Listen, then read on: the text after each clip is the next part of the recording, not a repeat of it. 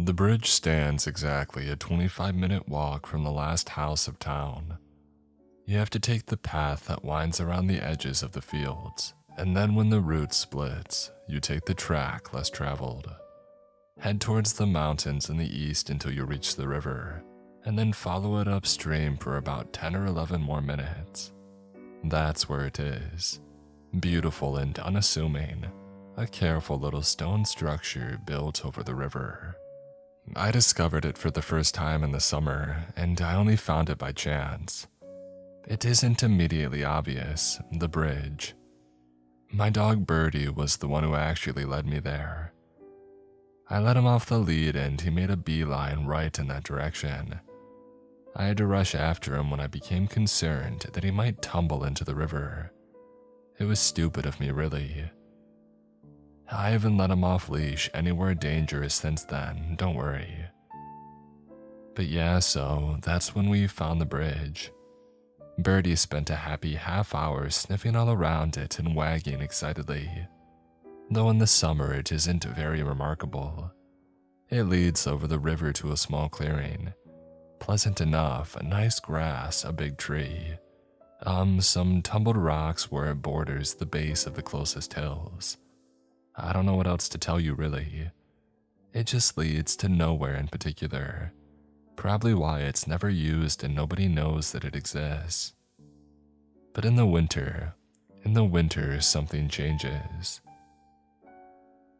Just under a week ago, I was walking Birdie down that same route.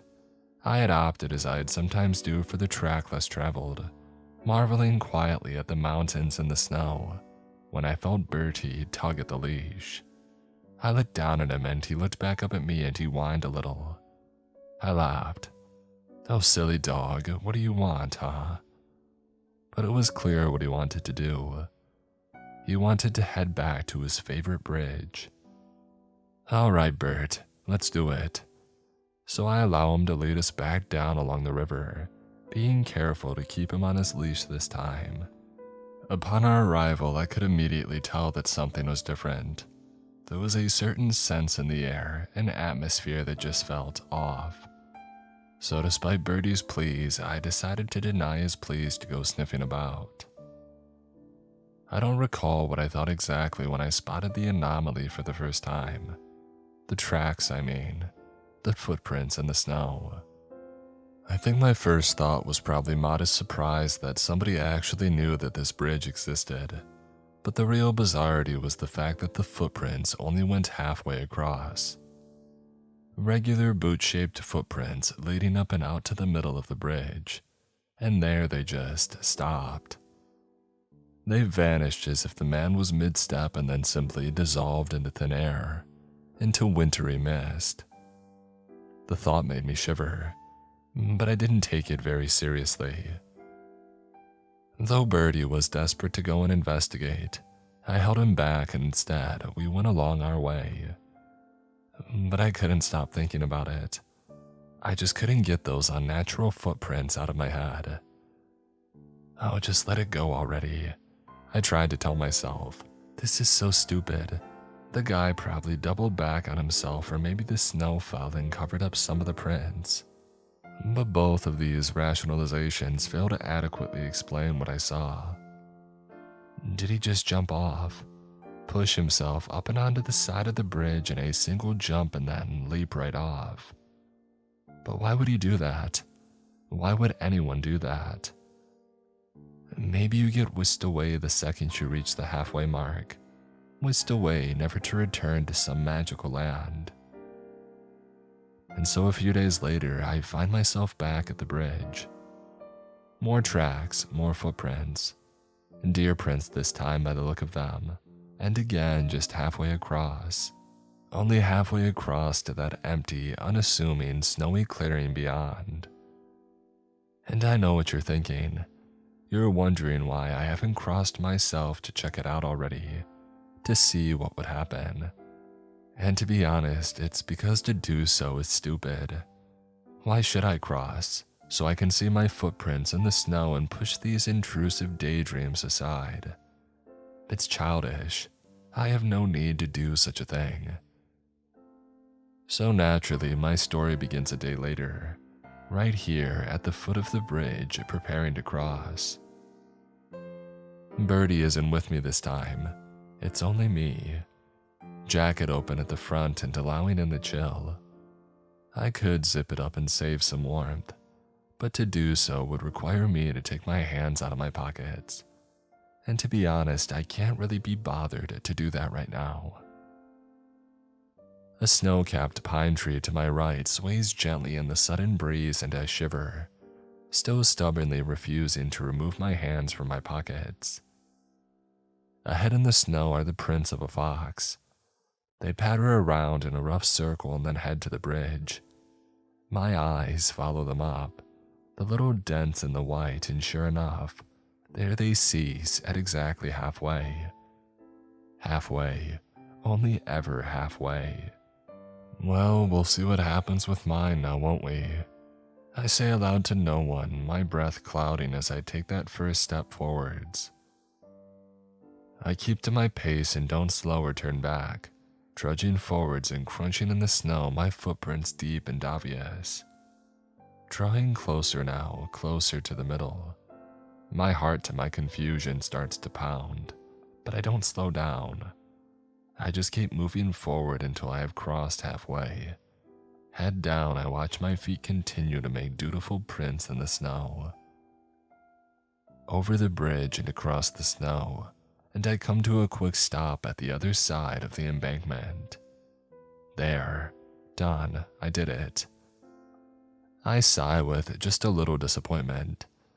A part of me really wished that something was going to happen. Something, anything. Something to add a little sparkle of wonder to my life. But even as I think these thoughts, I realize that something has changed. I have crossed the bridge, but looking back over it now, I see what appears to be the clearing on the opposite side. The clearing that I should have just crossed to. Yeah, there's the big tree, the tumbled rocks and the edges of the hills, the mountains leading away beyond. I start in alarm as I see that my footprints only descend down the nearest half of the bridge. The opposite half is layered with entirely unbroken snow. What the heck? The footprints, my footprints, and incidentally the footprints of the fox, carry on downwards towards me, but they lead from nowhere. No, I think to myself, no way. Turning around, I try to take in my surroundings. It wasn't immediately obvious that anything had changed. But now that I had properly examined, I see that the landscape here is a complete mirror of the way that it looked on the opposite side of the bridge. Still wintry, still layered in snow. The river is there and the hills and the mountains, but the trees are different, and they're all in different places. There are tracks through the snow that didn't exist before. Not possible. This is insane, I mutter to myself, bewildered. Hey, comes the sudden voice of a girl, not far from me either. I jump in surprise, swiveling around to the voice's source, and there stands the voice's source, a girl about my age, maybe a little younger, wrapped up in a teal blue woolen sweater and a gray thready scarf. She's standing by a small pine tree with one hand on the trunk, and the other she brings up into a cautious and curious wave. She cocks her head and her antlers tip to the side. Two prominent antlers, like a deer's, sprouting up from the top of her head. Jesus, I shout in alarm, turning at once and tripping in the snow, staggering back to the bridge. Hey, wait! She calls out, but I do not. I sprint right across, eyes forced closed by the sudden blast of icy breeze at the bridge's center, before stumbling down to the bank on the other side. Dang, when did it get so dark? I look back behind me to see the original spectacle. On the opposite side is just an empty clearing, the clearing that I was expecting to see. No girl, no mirrored world. And of course, my footprints only go halfway across the bridge, just as it was before.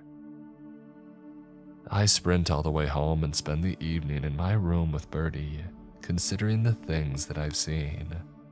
My fear, once I have time to process, quickly gives way to embarrassment and then to frustrated curiosity. Why did I leave so quickly? She seemed nice. A nice girl with antlers. Antlers. As the night progresses, I struggle to get her out of my head. I end up doodling her in the corner of one of my notebooks. What if she's trapped? What if she needs help? The thoughts go round and around as the snow falls beyond the windows, and she dances through my dreams in the night. The second that the sun has risen on that next wintry morning, I've left the house, heading right back to the bridge with determination, heart beating as I feel through me something unknown, something exhilarating. The excitement of a genuine adventure, perhaps. I realize as I walk that it's not something that I've ever really felt before. Not in its purest form. The pines bristle quietly in the breeze and the river runs slowly beneath the ice. When I approach the bridge, I see that the night's falling snow has entirely covered my old tracks, and the crossing looks untouched. I take a deep breath and slide on my gloves, and then make my way down to it. Oh, don't chicken out, Stan, I tell myself. You got this. Over the bridge I go, watching carefully this time, waiting for the exact moment of the change. I hit the halfway point and that cold breeze forces me to squint and blink, and it's in these blinks that my surroundings are suddenly shifted. The view of the clearing ahead is lost, though I now know that I would still see its mirror image if I were to look behind me. In front of me is the shifted landscape. The new trees, the new tracks. And there, sitting on a branch in the tree this time, is the girl. The girl with the antlers and the teal blue sweater. We stare at each other for a moment, and then she waves at me and jumps down from the tree, landing with a nimble crunch in the snow. Hey, she says. It's you, isn't it? The boy from last time. Yeah, hey, I reply awkwardly, still not entirely sure how to react to her. So, I came back to... Yeah, you came back. Real bad timing though, I mean, what were you thinking? She isn't smiling this time. I don't know how to respond. Look, come on, quick, just get over here. She runs up to me and grabs my coat, dragging me down and away from the bridge. Hey, wait, just hold on up. We have to go, all right? They're watching the bridge. They, who's? But the sound of a sudden whistling whine followed by a burst of flame in the snow to my right cuts my question in half. Crap! I shout in alarm as a trail of fine cloud races through the air above our heads, finishing in a tree as that whistling whine catches up to it and bursts into another ball of fire, sending roasted pine needles raining down.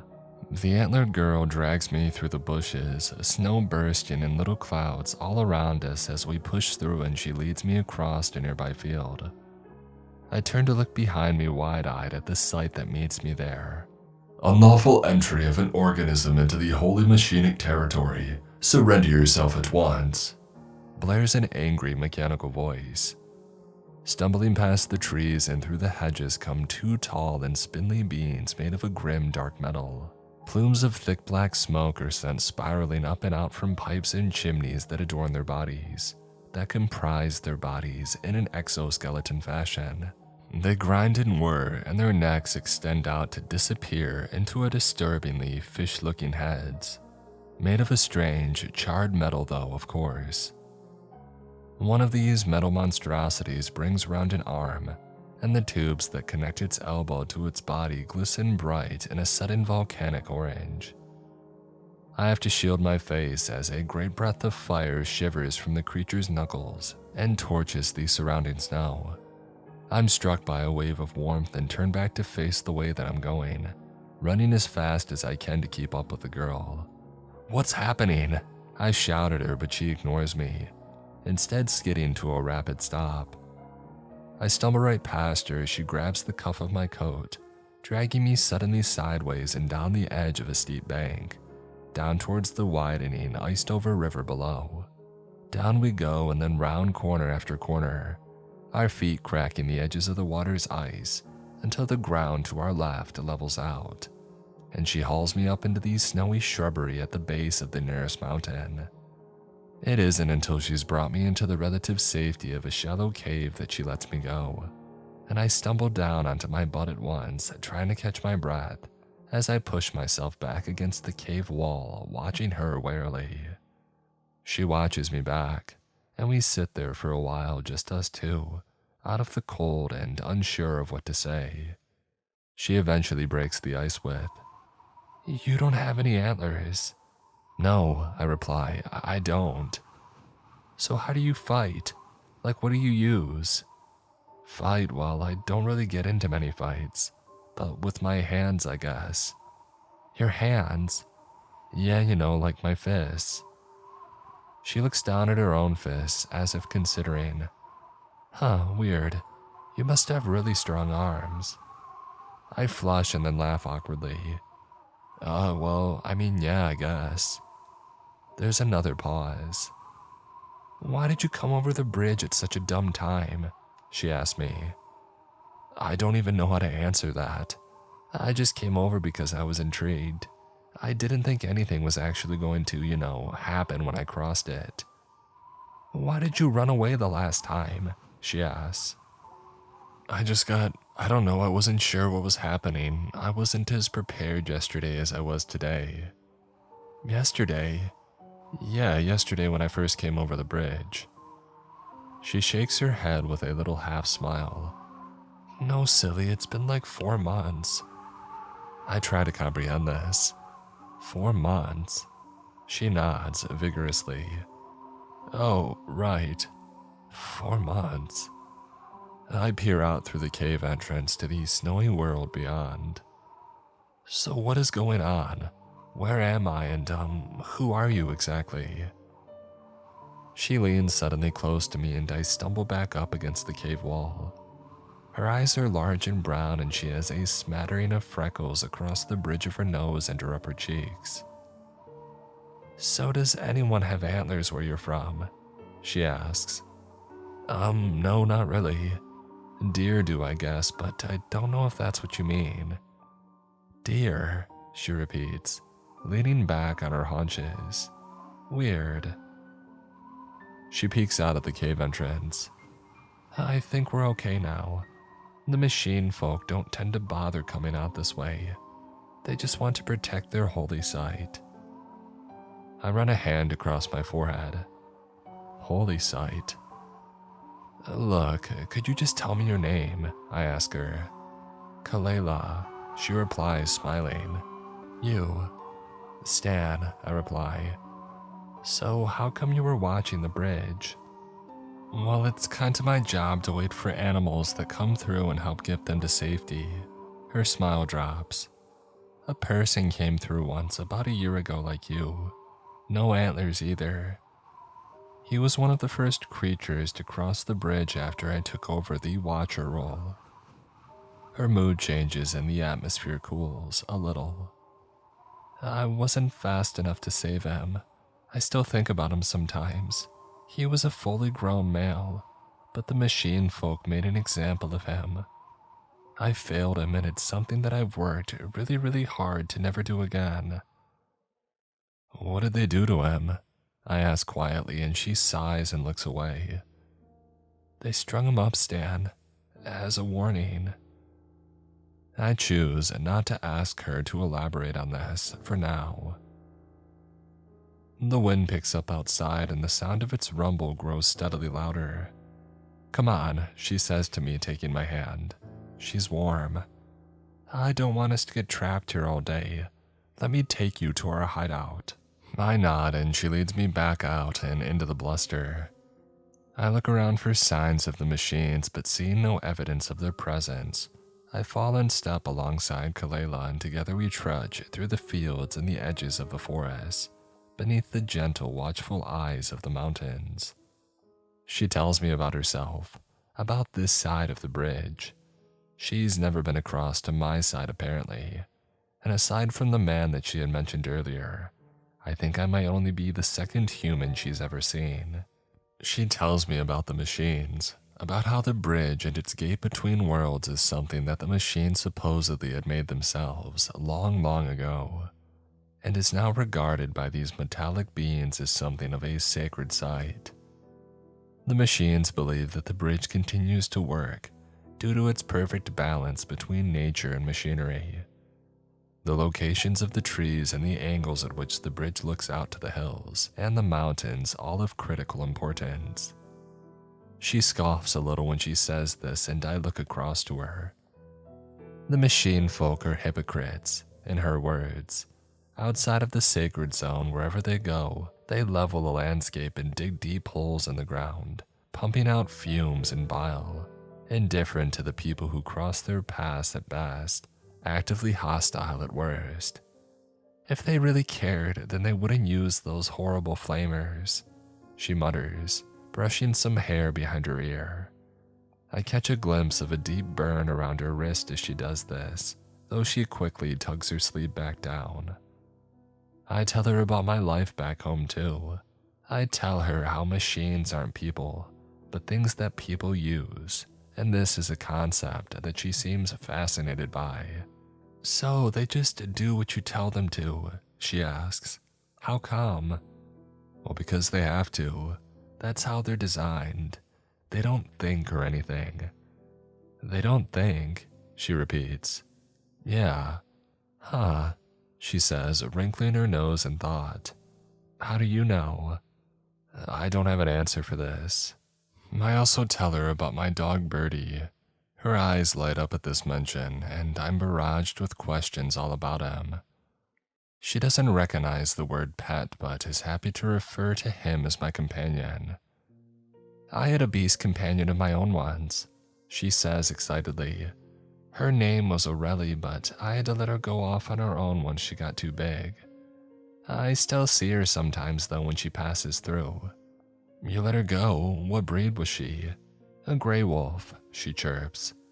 I laugh nervously. Right, I see. Maybe I could meet Birdie someday, she asks. Well, yeah, why not? I guess I could bring him over sometime. Yeah, you need to come through when the machines aren't taking part in their pilgrimage though, okay? Otherwise, you'll just have the same issue as you did today. I'm about to ask her to explain what she means by this, but as I open my mouth, we pass by a lone high hill and the air chills. The sun breaks only feebly through the thick snow clouds overhead, but the narrow beams of winter light that had made it through glint warningly against the totem atop the hill. I lift my gaze as its shadow passes across Kalela and I, and a wave of fear shivers down my spine in response. The totem atop the hill is comprised of a series of sharp and dark metal poles and scraps of metal, intricately woven to form the shape of a cross. Affixed to the cross is a black, flame-scorched skeleton.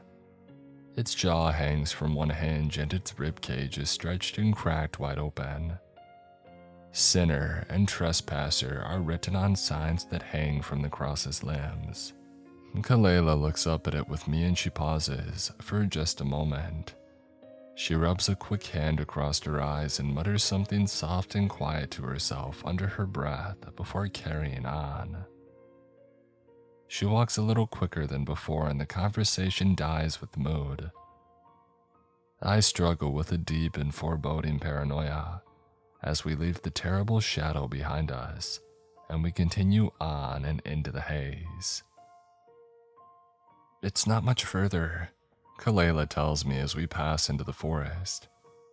We've been walking for about 20 minutes since leaving the little cave, and her mood improved when I offered her some food that I had brought with me.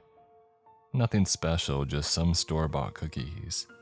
But she enjoyed them so much that I actually felt a little bad telling her that I didn't have any more to give her. I'm also not really sure what to expect of this hideout that she mentioned. I'm kind of picturing a Robin Hood-esque, roughed-up campsite strung up between some trees. a band of merry men all with antlers hanging out in the woods. The truth, however, is quite different. Dang, is all that I can say when I first lay eyes on it, on the hideout. Here we are, says Kalela as she spreads her arms. Before us and nestled in the trees are a series of narrow wooden houses. They lean into and against each other at unusual angles, but aside from this, they look remarkably stable and indeed very livable. What I'm seeing is less a base camp and more an intricate little village. The inhabitants are antlered, sure, but that's about all I got correct with my prediction. They are of all ages and they stare at me as we pass them by. There are modest market stalls here, stone wells surrounded by leaves at their bases, and signposts grown into the trees. Kalela, comes a gruff voice to our right. Kalela stops and I do likewise, watching as a tall and wide-set man puts down his tools and walks right over to us. He's massive and his antlers go out further and wider than Kalela's do. You're back early. Hey, I did what I was supposed to do, Lurde, she retorts, pointing up at him. Delena's heading out to cover the watch right now, and look, you see what I did. I brought back a boy from the other side, safely. I saved him. The man she called Lurde looks down to me and raises an eyebrow. Good, he says after a beat. The machine folk have no respect for natural life.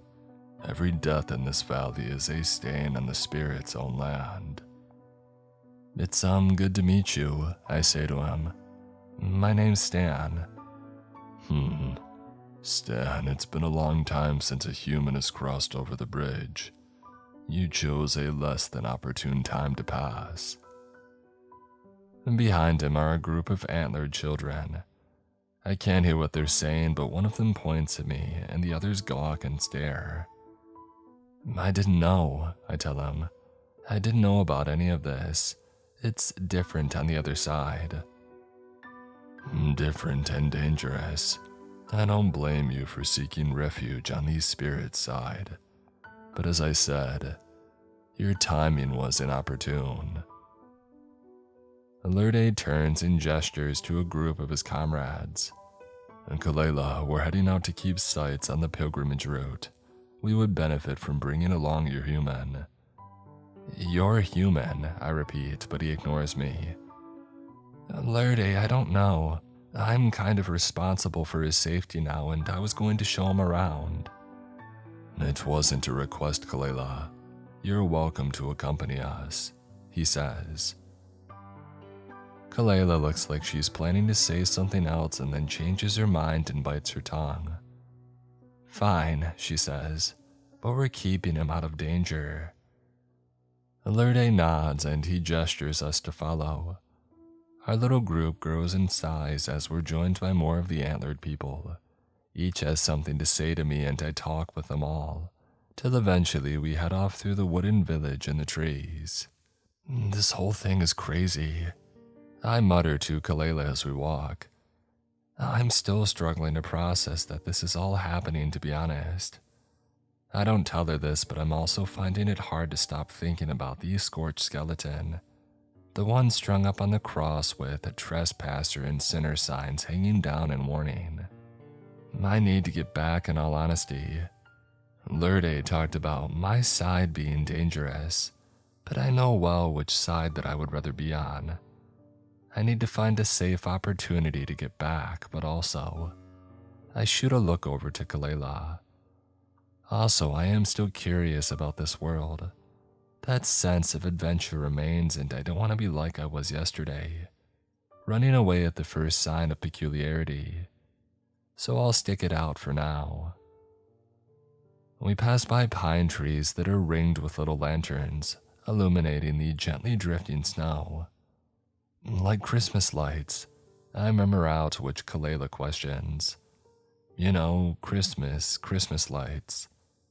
I don't know what that is, she replies. For real? Huh, well it's the best. Everybody's families get together and they share gifts and have good food. Everywhere is all decorated in red and green or gold. Usually there are loads of lights. Lights like how? Like electric lights, artificial. I don't know how to explain it to you, but they're in all kinds of colors and at night when it's dark. They're hung up to form flashing and moving patterns, around houses and on trees. It's beautiful, honestly. She's fascinated by this, so I spent the rest of the walk telling her all about it, about all of our Christmas customs and events, and she gets more and more excited. A voice comes from our right as we walk. It's Lourdes, and to be honest, I'd kind of forgotten that he was there. "Don't get too attached, Kalela," he says in a low voice. "You know that he'll have to go back." She stops talking at once. "I get it, Lourdes, whatever," she mutters after a moment, but our conversation is killed pretty much stone dead. The breeze blows. We approach the ridge of a hill and the general volume of the group drops. The talking lowers to a general murmur and the sound of their footprints is significantly dulled. Following the lead of those at the front, we crouch behind a series of large rocks, and Lourdes knocks on my shoulder. I look at him and he motions for me to follow him up to the front, where he points over the rocks and down to the ground below. "You see that?" he says quietly. I take a look. And down there in the valley between the hills and mountains, a dirt track has been ground into the earth and melted away all the snow. It winds its way through the hills, and making their gradual way along it are a series of shambling beings. The machines, it's plain to see. One of them looks just the same as the beings that had attacked Kalela and I this morning. Another is of a similar height but has no legs, instead churning up the snow and grass beneath caterpillar tracks. Great plumes of dark smoke leak from pipes across its shoulders, as it does from the others. The third is far larger, a shuffling behemoth that moves on 4 large metallic legs. If I focus, I can hear its engine whirring all the way up here, as it churns out those tarry black clouds. If I look to the right, I can see more trails of smoke slowly approaching from behind the hills.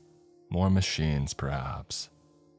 Some of the group retrieve makeshift journals from their packs and begin making notes in a language that I can't read, noting the angle of shadows of certain rocks with little sketches. I turn to Lourdes. "Where are they going?" I ask him. "They're all making their way to the bridge. There will be dozens upon dozens more over the next few weeks. We got word the other day about a small farm out in the east, completely leveled by the machine folk to make way for a rest stop." He scratches his jaw. 3 killed, no remorse. Corpses left for the birds. "A rest stop?" I reply. "I don't get it. Why would a machine need to rest?" "Oh, everybody needs to stop sometimes, Stan. Can't keep walking indefinitely." Kalela chimes in. "But that's the whole point of a machine, isn't it? To just keep going until it breaks down. Maybe it's like a repair center or something that they built." Lourdes doesn't seem to understand. "What abomination they built in place of the farm is not hugely relevant." He reaches out for my shoulder. "Stan, a female human came across that bridge once, you know. Decades ago now. I was only a very young man myself. But she was able to help us. She was able to tell us things about the machines. She told us they would likely fail if knocked into water. And for the most part, she's proved correct. I can't tell you how many lives we've been able to save with her information." He looks out across the plains at the shambling machines. "But it's not enough, and the machine folk have changed somewhat since then. I don't know what it's like on your side, but by all accounts your dealings with these beings are numerous and deadly. It must be difficult fighting back without even any antlers to protect yourself. And the wind rustles the collar of my jacket, and Kalela pulls her scarf a little tighter around her neck. "Stan," says Lurde, "it's your turn now if you would help us. Take a look at these creatures. Is there anything you can think to suggest to help us here?" The more machine folk come through, the greater the threat, and this is our most threatened time of the year. The more machine folk come through, the greater the threat, and this is our most threatened time of the year. What do you say? Will you help us?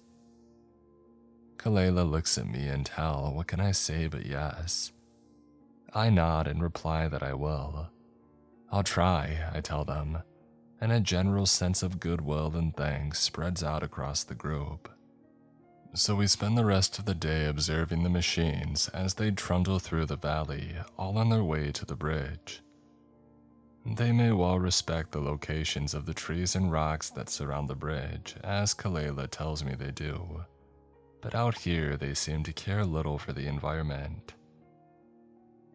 The largest of the machines that day, a massive, hulking ogre of metal, thuds past a tall, thin tree on its root, and its pipes catch in the branches. Instead of using effort to untangle itself, the machine instead just plods onwards, using a great hand to bring the entire tree down with a crash into the snow, rather than to stop or adjust its course. The rumble of its fall echoes across the hills. They share their food with me and I tell them stories about my side. They seem fascinated by the concepts of cars and even basic electrical appliances, but they struggle to consider them as anything other than threats. "So cars aren't dangerous?" One of the antlered people asks me. "Do they ever kill people?" Well, I pause for a thought. Not intentionally, it's human error mostly. You blame yourselves for the deaths that they cause. Well, it's complicated. Kalela just wants me to talk about Christmas. I tell her about mulled wine and Christmas desserts, about Christmas music and bells and holly and all that good stuff, and she seems enthralled by it. I can already see the cogs turning in her head, wondering if she can emulate it here in her little village. "I could show you how to make a wreath if you want." I grin at her and she grins right back with excitement. "I would love that." "Shh," Lurde grumbles. "Not so loud." "Sorry," she whispers, looking at me and smiling. But all the while, the gears in my own head are turning too. I'm trying to think of a plan that I can use to help these people. The image of the man who came before me, the black charred and broken skeleton on the cross, it's one that refuses to dissipate. And I cannot but wonder if any of their own have suffered such fates at the metallic hands of the machines. It's nightfall back at the camp by the time that we return. We didn't just stay on that hilltop all day either. We also trekked around and followed the route back a little. We tried to get a vantage point of the leveled farm, but all we could see was ash and smoke. Lurde didn't feel happy taking Kalela and myself any closer, not on the first outing. It's late, I say at last as the moon rises in the sky. I should really get back. "Oh, do you have to get back tonight?" Kalela asked me. "You can stay here, you know, if you want." "Time passes differently on either side," Lurde says as he sits back in his chair by the fire. "I don't know when we would see you again if you were to return tonight. Tell me, what do you have for us in the machine folk? Do any of these creatures remind you of the machines from your home?" "Yeah," Kalela says to me, the orange lights of the fire bright in her eyes. "Do you have a plan?" I pause, heart beating as I look back into her eyes. She smiles and I look away, suddenly embarrassed. "Actually, yeah, I think I do." The embers drift through the air and the antlered folk around the fire lean in. So, Kalela, you mentioned something to me this morning. You said that the machines dig deep holes in the ground, is that right? She nods and there's a general murmur of agreement through the gathering. Do you know why that is? We have our theories, but we're not sure, no. Okay, I continue. In Lurde, these machines, the bridge is a holy site, right? They make a pilgrimage to come here. Yes. So they come from all around then. Pilgrims can travel halfway across the world if they want to. These machines, some of them must come from really far away. I try to gather my thoughts, express myself as best as possible. We all see the smoke they produce, right? The thick black clouds that spiral out from their bodies. It means that they're running on some kind of fuel. They're burning it, combusting like engines do. And I don't see them ever carrying any bags or pulling carts. They must be topping up somewhere on their pilgrimage or they would never make it the whole way around. Fuel? One of the folk asked me. Like wood, you mean? I guess, but it's likely something that'll last longer. Coal or oil.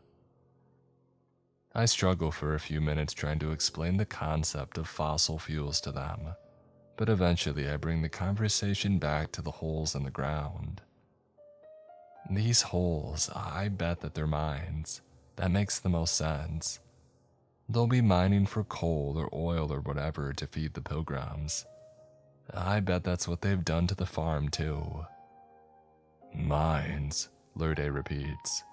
Energy wells. Yeah, I guess. Stan, will you stay? Stay for one more night and help us turn your ideas into a clear plan. I hesitate. Will my parents miss me for a night or two?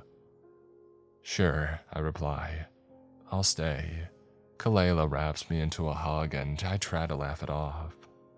I sleep that night in her spare room listening to the sounds of the forest and the sounds of Kalela humming through the wooden wall.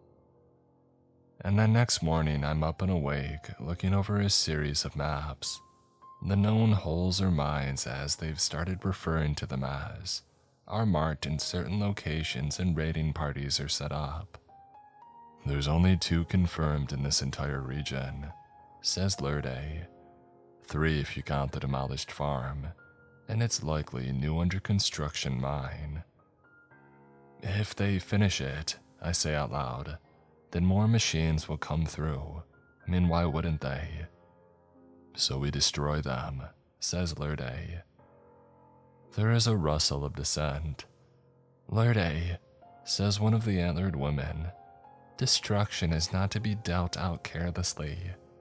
The machine folk destroying the machine folk are inherently damaged and cruel. They suffer because of their curse, and bring that same suffering to our doorsteps. To destroy goes against the plan of the spirits, says another. I cannot break a thing that was made, even if by those wretched machines. You're fools, mutters another. The machine folk are unnatural. We cannot live and let live. They mean to destroy us. They hunt us, and if they had their way, they would wipe us all off the face of the planet. I can hunt a machine that enters into our realm, says another. If I'm threatened, I will strike. But to go out and bring down something that a sentient being has built, has created as the spirits created, I don't know if I can. Lurde just shakes his head. If I am said to be cursed, then so be it. This human boy has joined our ranks and I won't let this opportunity slip us by. I cannot wait for the wisdom of the next passing traveler in 10 or 20 or 40 years' time. I step forwards. I'm not afraid of any curse. I doubt that it'll affect me anyway. Machines are different where I'm from, so I'll help you destroy them. A little further deliberation and that's all that it takes. Armed with axes and saws and split into smaller groups of the willing and the persuaded, we head out into the wilds. Following the maps to the locations of the mines, I've never in my life felt so elated. To be a part of a mission with a real impactful purpose, and one with the threat of real danger too. As foolish as it seems, the threat is exhilarating. It sharpens and clears my mind like nothing that I've experienced. Kalela is with our group. She wanted to come and told Lurde that I wouldn't go without her. Across the fields we track, avoiding the paths of the trundling, grinding machines and their trails of smoke and leaking fluid. I've been given a white-green sweater interwoven with leaves and twigs, and we hide ourselves at the edges of the machine's outpost. Ahead lies, as described, a huge hole in the ground, surrounded by dark metal gridwork, caterpillar track gears, and grinding cranes. Smoke pours from cracks in the ground and the snow is all melted down there below. You know the plan. Lurde mutters and we nod and then split into groups. My heart pounds as I crawl across the edge of the hill through the undergrowth, the few surviving winter thorns scratching at my hands as I move. This is insane, I think to myself. I mean, what am I doing? Why did I allow myself to get roped into this madness? And because you want it to be, comes the simple response, and heck, it's right. Down below enter a series of machines, roughly humanoid, though with long and rusted limbs. They creak and crunch as they move across the rough dirt ground, overseeing the transfer of metal materials being moved across a series of narrow tracks and smallish carts. The carts spark and whir as they pass over the iron rails, and some disappear into holes in the side of the nearest mountain. Kalela, Lurde, and I set to work on the selected tree. An enormous, reddish-brown pine that strikes way up towards the sky. Lurde determines the angle to carve at, and then we simply sit and wait for the wind to rise. 2 hours it takes, before Lurde determines the wind is loud enough for us to begin. 2 long and wintry hours. And we take it turns to strike at the tree, carving out a groove on the side that we want it to fall. We use saws too, carving out this chunk of tree in preparation.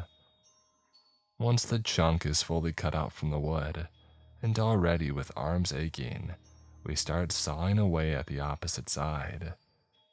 It takes a long time and I lose count of the number of frantic glances that I make down to the mine below, but after a while we have cut our way through the bulk of the tree. The sound of a high, shrill bird whistles across the valley on the wind. Says Lurde. The others are ready, they're just waiting on us now. Just waiting on us. So close to success, and it's here that our luck runs out. I don't know if it's me or Kalela or just freak chance, but with our final strike of the saw, an enormous creak groans out from the tree and ripples all the way up the trunk, in time perfectly to a sudden drop in the wind. We freeze and I shoot a sideways look down to the mine to see 2 of the machines looking back up at us. Alert! Blares a siren-like voice. Organisms present at the facility. React accordingly. Threat likelihood high. Oh no! I shout in alarm and panic sets in. The machines lurch into terrifying activity, grinding and creaking as they throw themselves up against the rock below and begin to clamber up towards us, their black eyes shining with malice. A warning horn blares from the mine and Lurde looks back at us. Keep going, he shouts. Just keep sawing. Bring this thing down, that's more than signal enough. Go, go. And he takes off down the side of the snowbank, snow spraying up as he lands with a crunch on the head of the nearest machine. There's a rattling of gears and cogs and oil are sent spilt out over the snow and stone, and the other machine alters its course. Flames burst from one of its pipes and they're sent spraying out in a wide arc, I grab Kalela and bring her down to the ground as they pass by over our heads, and we feel the rush of heat. "Come on," I tell her. "We finished the job." "Right," she replies, and grabbing her end of the saw and feverishly we work to bring the tree down. It creaks and wavers, cracking as it slowly starts to break away at our cutting, and at last we break clean through, and with an ear-splitting crunch, the tree begins to tip. It tips in just the direction that we had set it to, and the air seems to vibrate as the monstrous pine comes tumbling down. "Watch out, Lurde," we call out to the chaos below, pulling back at a burst of flames, and the colossal tree crashes hard into the metalwork of the mine. The second it connects, another similarly sized tree starts to fall too from the valley's opposite side, and it falls down hard, hammering into the metal grids and cranes. The first causes real damage, and great clouds of smoke and ash are sent billowing up and into the atmosphere, and the second impact is greater still. It smashes up the rail network and strikes the side of the mountain, sending enormous rocks and boulders tumbling down right into the hole. An avalanche of them, really. A great orange flash bursts from the ground and the mine begins to collapse in on itself, taking a great deal of the equipment along with it. "Lurde!" Kalela calls, suddenly throwing herself down onto her stomach and putting out an arm. Below us is the man himself, covered in ash and clambering back up the rock. I hold on to Kalela and together we help pull him back up onto the embankment. "Great," he grins, and I can't help but grin too. "Now let's get ourselves out of here." "Thank you for your sacrifice," Kalela murmurs to the fallen tree, and she takes a moment to rub some snowy soil across the exposed trunk that we've left behind. We regroup with the others in our little team and we race right back to the base camp, careful to take a route that we know won't be followed, and I'm riding the high for the rest of the day. It's all that we can talk about, and when the others rejoin us to share that they were too successful, I'm caught up in something of a celebration. I've never felt such a sense of community, of shared experience, in my entire life. It's addicting, but I can't stay here forever, I just can't. So the next morning, I tell them all that it's time for me to go. Kalela is particularly upset and it hurts, but I have to go. "Thank you for your help, Stan," says Lurde. "You're a fine young warrior." I beam in response. He insists on accompanying me back to the bridge.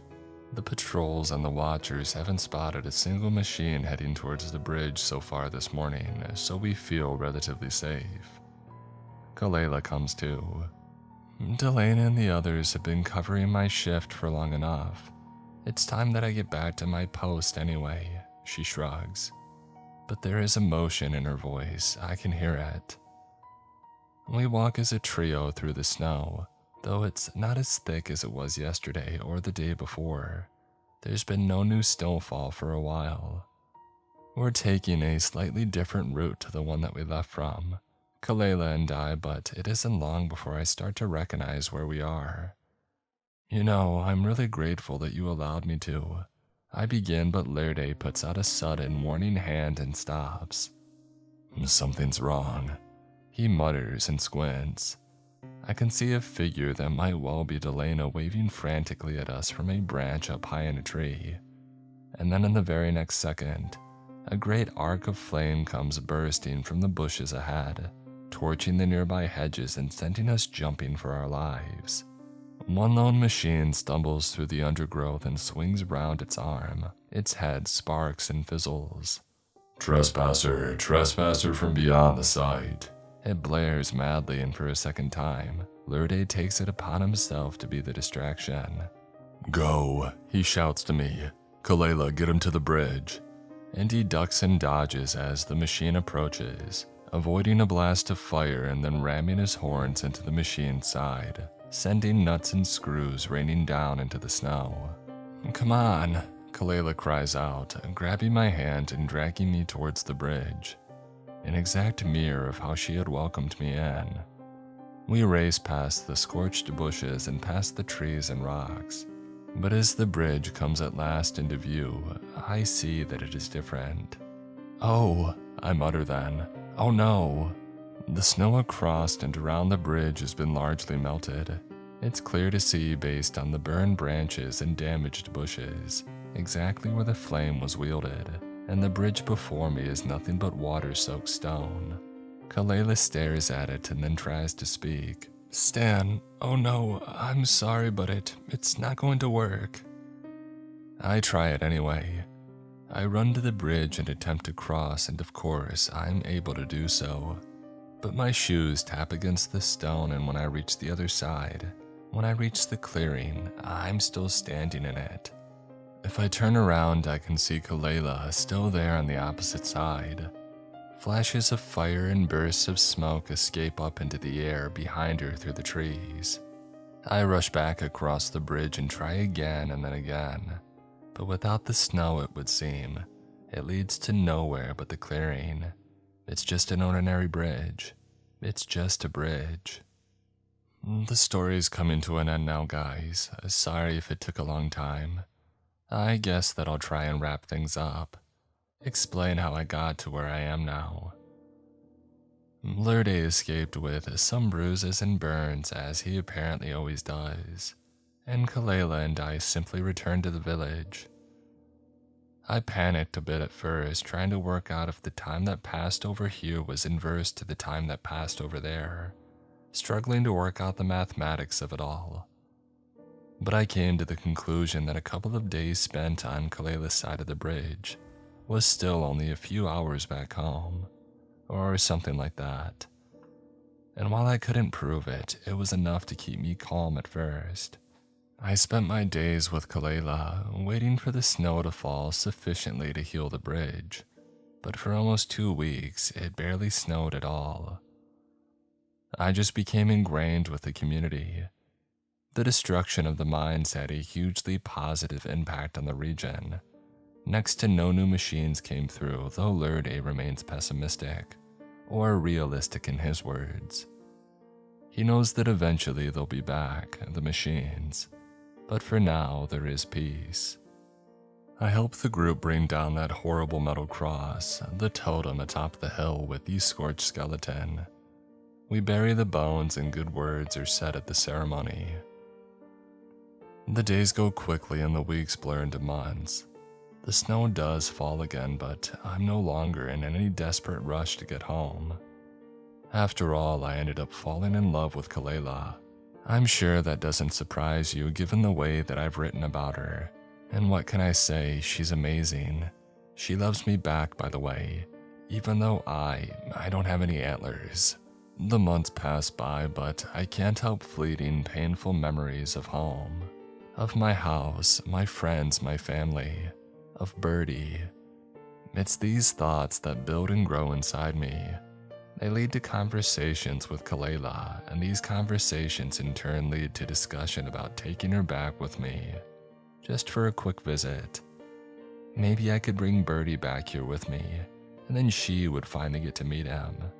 She is skeptical at first, scared too, as she was raised on stories of the terrible, dangerous machines on my side of the bridge. But I am able to convince her to give it a try. I remind that surely only a day or two has passed on my side and that it's almost Christmas. I'll get to take her to a real Christmas market. You'll get to see the lights. I can't wait to show you. And my family, they'll love you, I promise. They won't care about your antlers, I'll make sure of it. Oh my goodness, she replies, grinning as we run through the snow hand in hand. This is crazy. I can't believe I'm going to cross the bridge. Her breath clouds around her mouth and she says it again. I'm going to cross over the bridge. I laugh, though we quieted down as we approach, careful not to get ambushed in the same manner as last time. But there are no machines here now, and ahead through the bushes, there lies the bridge, covered in snow and awaiting our arrival. I look at her and she looks back at me. Are you ready? I ask softly and she smiles. Let's do this. I grin at her with a rush of emotion, and together we run towards the bridge. The breeze rises as we step down onto the snow, and looking past my feet as we run, I catch sight of a set of prints below me, right there in the snow. They look like a rabbit's. The rabbit prints lead up to the center of the bridge, across the middle and through the snow, and then down the opposite side and into the clearing beyond. I can see it. I can see the rabbit that made the prints on the opposite side, watching us both with its head cocked. We are moving too quickly for me to process all of this, of what it implies. But as we reach the halfway point and the breeze whistles past my ears, Kaleila's laugh is suddenly lost on the wind. In one moment, I am holding tight onto her hand, and the next, I'm gripping nothing but air. My view ahead changes. I trip and stumble down the bridge like an idiot, slipping and crashing down the stone and landing with a grunt. Into the grass. Just grass, no snow. "Kaleila!" I call out, breathing hard, but she's not there. I'm back to where I started all those many months ago. This is the bridge, there on the opposite side is the clearing. But I can hear the gentle rush of the river. It isn't frozen now. There is no ice. The snow is melted, and all that's left of it sits in graying clumps in the shadows of the trees. The bridge is only stone. There's no snow on it at all. "No," I murmur, suddenly panicking. "No, Kaleila!" And I stagger to my feet. I try running over the bridge, but nothing happens. I cross it forwards and backwards again and again and again as the sun sinks in the sky. And then it sets and I still cross, but nothing happens. Nothing happens and I'm all alone. She's gone. My parents greet me with shock and concern, though Bertie is absolutely beside himself with joy when I stumble through our front door. He sleeps in my room with me, but I barely get any sleep at all. I just watch out the window and wait for snow. I do that a lot these days, waiting for snow that never falls. The days go by and still nothing. Weeks. Christmas comes and goes, and months roll by. We enter into spring and then summer, and she's all that I can think about. Kaleila, the girl I left behind on the opposite side of the bridge. I still go there, with Bertie. I like to sit on the bridge's stone and imagine she's sitting on the opposite side with me. But I will wait. I will wait for winter. And no matter how long it takes, I will see her again.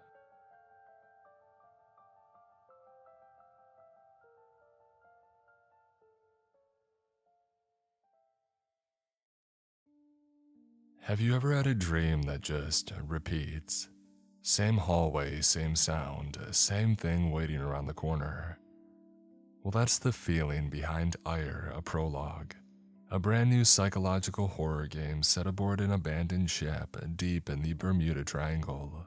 It's 1986. You play as Emily, a teenage girl searching for her missing father, but you're trapped in a time loop. 13 loops, 13 doors. And with every door you open, something hunts you, something smarter than before. This isn't your typical horror game. There's no fighting back here. You survive by hiding, sneaking, and using your brain. Wind-up alarm clocks, walkie-talkies, busted lights. Every item can become the difference between making it to the next loop or dying in the same one all over again. Built in Unreal Engine 5, Ire doesn't just look real, it feels real. The ship creaks, metal groans, footsteps echo through the vents in full 3D audio, making you question what's behind you and what's in your head. This is just the beginning, the prologue to the larger Ire horror franchise. It's a love letter to 80s and 90s horror. VHS static, flickering lights, and that slow burn dread from a child's point of view.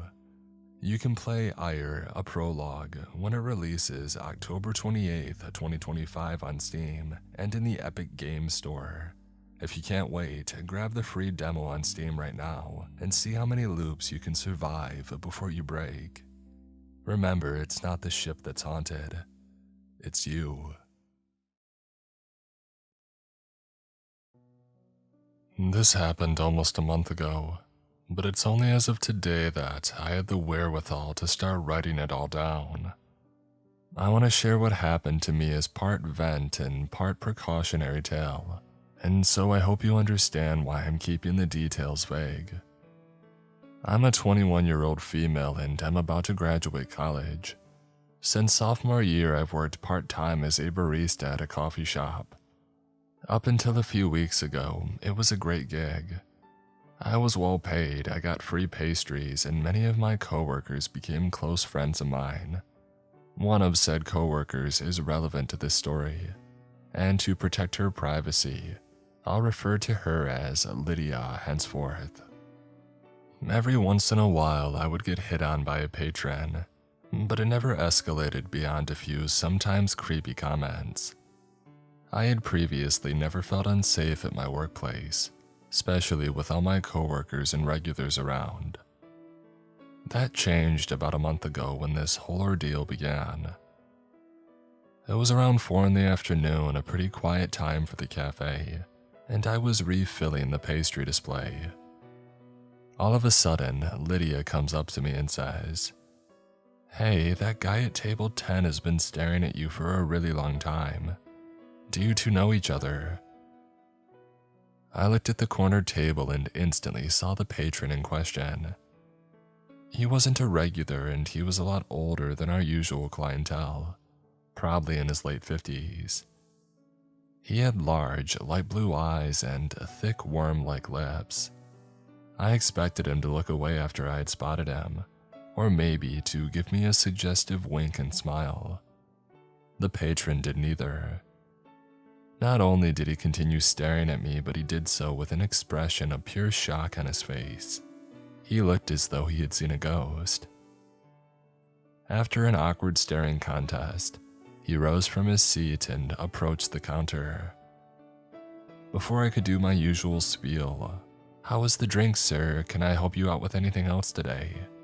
the man said. "Angelica. That's not my name, sorry." "Oh, right. It's only a stage name then." His voice was soft and high-pitched, as if atrophied. I had no clue what he was talking about and told him as much, albeit in more polite terms. What followed was a brief but frustrating conversation. The man, seemingly convinced that I was someone else, kept asking me about a video series that he had seen me in. Specifically, he was interested in commissioning me for a video. By the way he danced around the exact content of said videos, I had a feeling that he was alluding to something inappropriate. At one point, he mentioned that name of what I presumed to be the platform he was watching these videos on. I obviously won't give the exact name here, but for the purposes of this account, I'll call it Doves. After some more back and forth, I was starting to think that the guy wasn't completely alright in the head. It would explain his insistence and his generally strange demeanor. However, just as I was about to ask him to leave, the man suddenly went quiet, sighing as though collecting himself. After a moment, he gave me a wink. I remember his eyelids audibly clicking as they opened and shut. "You don't have to be nervous," he told me. "I'm a fan of yours. Look." He then took his phone out of his pocket, spent a minute searching for something, and then held the phone out to me. I don't know what got into me exactly, sheer curiosity I guess, but I took the phone from his hands to look at the image that he had pulled up. On the greasy screen was a photo of a young woman in an empty white room.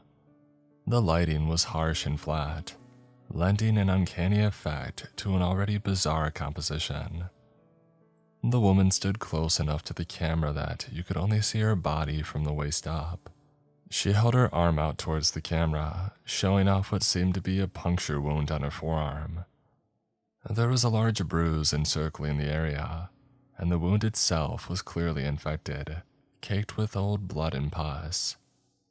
I looked up from the arm to her face, and despite the strange lighting, I was shocked by how much it looked like my own. She had my eye color and shape, my nose, my jaw, even my freckles. I dropped the phone onto the counter with a gasp, and the man scrambled to pick it up. "What the heck is that? Where did you get this photo?"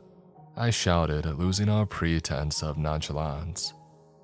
The cafe went quiet, customers looking over at us and a few of my coworkers stepping closer to me. Seeing this, the man scowled and began muttering under his breath. I only caught a few words, uppity and good money among them. He exited the shop in a huff, leaving an untouched cup of coffee on the corner table. After he left, I took 15 in the break room to compose myself. The photograph of the woman burned in my mind's eye.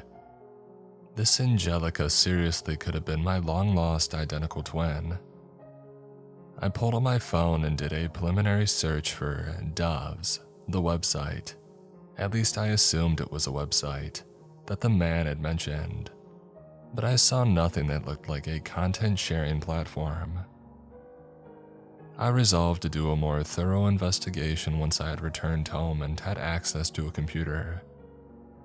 I made it through the rest of my evening without further incident.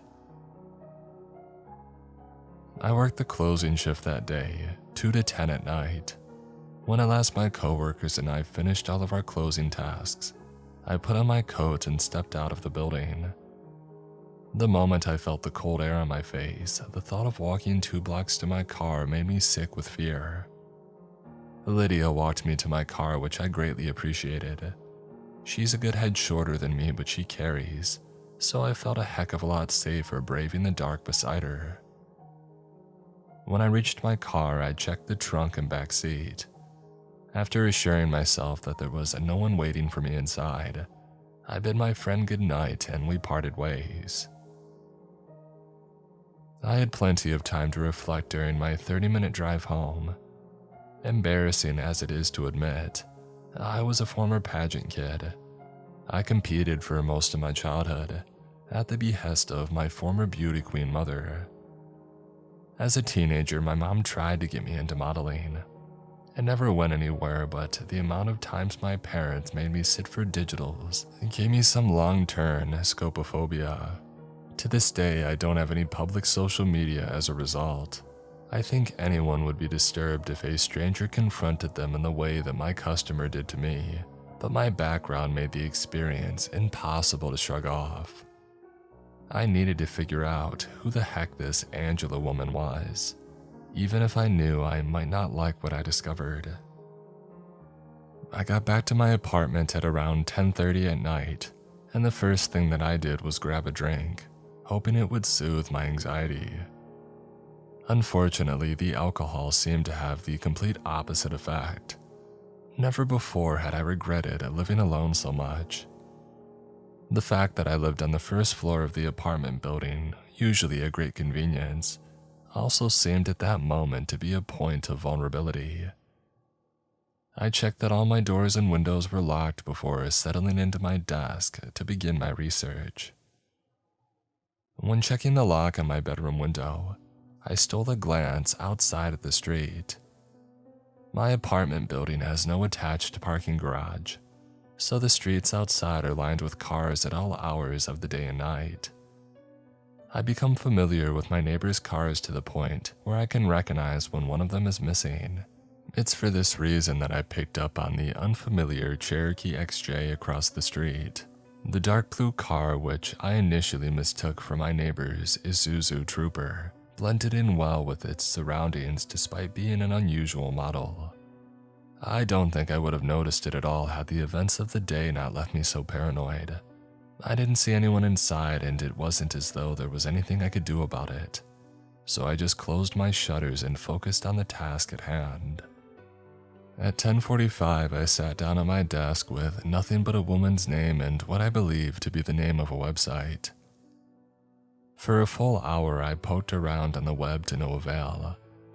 I started off with searches like, Angelica arm puncture wound video, and Angelica arm white room doves. And then I tried more detailed queries.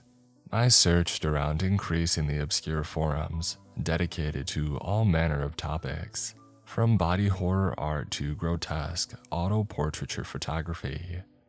Several drinks later, it occurred to me that I might be conducting my investigation in the wrong place, more specifically, on the wrong layer of the web.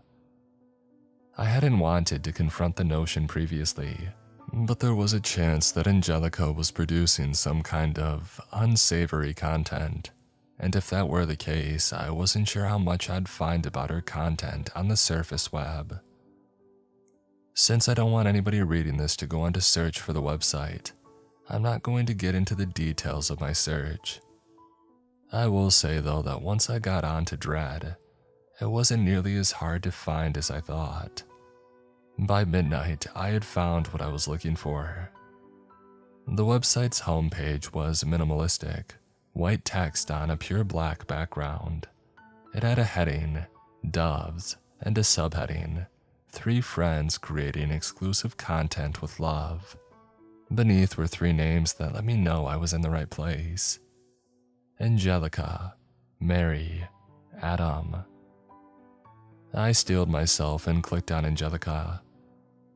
This portion of the site was a single sprawling page that seemed to scroll for miles.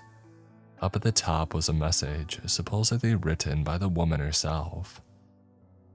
Angelica, 18, durable. I heart my fans. No longer accepting commissions. Price varies on a per video per photo set basis. Click title for duration, thumbnail, and price info. Videos before 1:14:23 do not have audio. No refunds. Beneath the introductory text was a subheading that read, free sample, and beneath that was an embedded video, 2 minutes in duration. I pressed play. The video buffered for a long while and then began. It faded from black into a familiar shot. In the same white room that I had seen in the customer's picture, there she stood. She, Angelica, looked awful. Far worse than she had looked in the photograph. Her jaw clenched and unclenched strangely, and her eyes were wide and darting, like a wild animal's. There was a giant half-healed gash in her cheek, and her left arm was covered in bandages, perhaps suggesting that this video was filmed after the customer's photo was taken. The woman wearing my face gave the camera an uncertain smile. She held up a hand, showing her palm, and then turning it around to show the back. She then slowly set her hand palm down on a small wooden table below her. The camera tilted downwards, following her hand in such a way that indicated another person was filming with a handheld.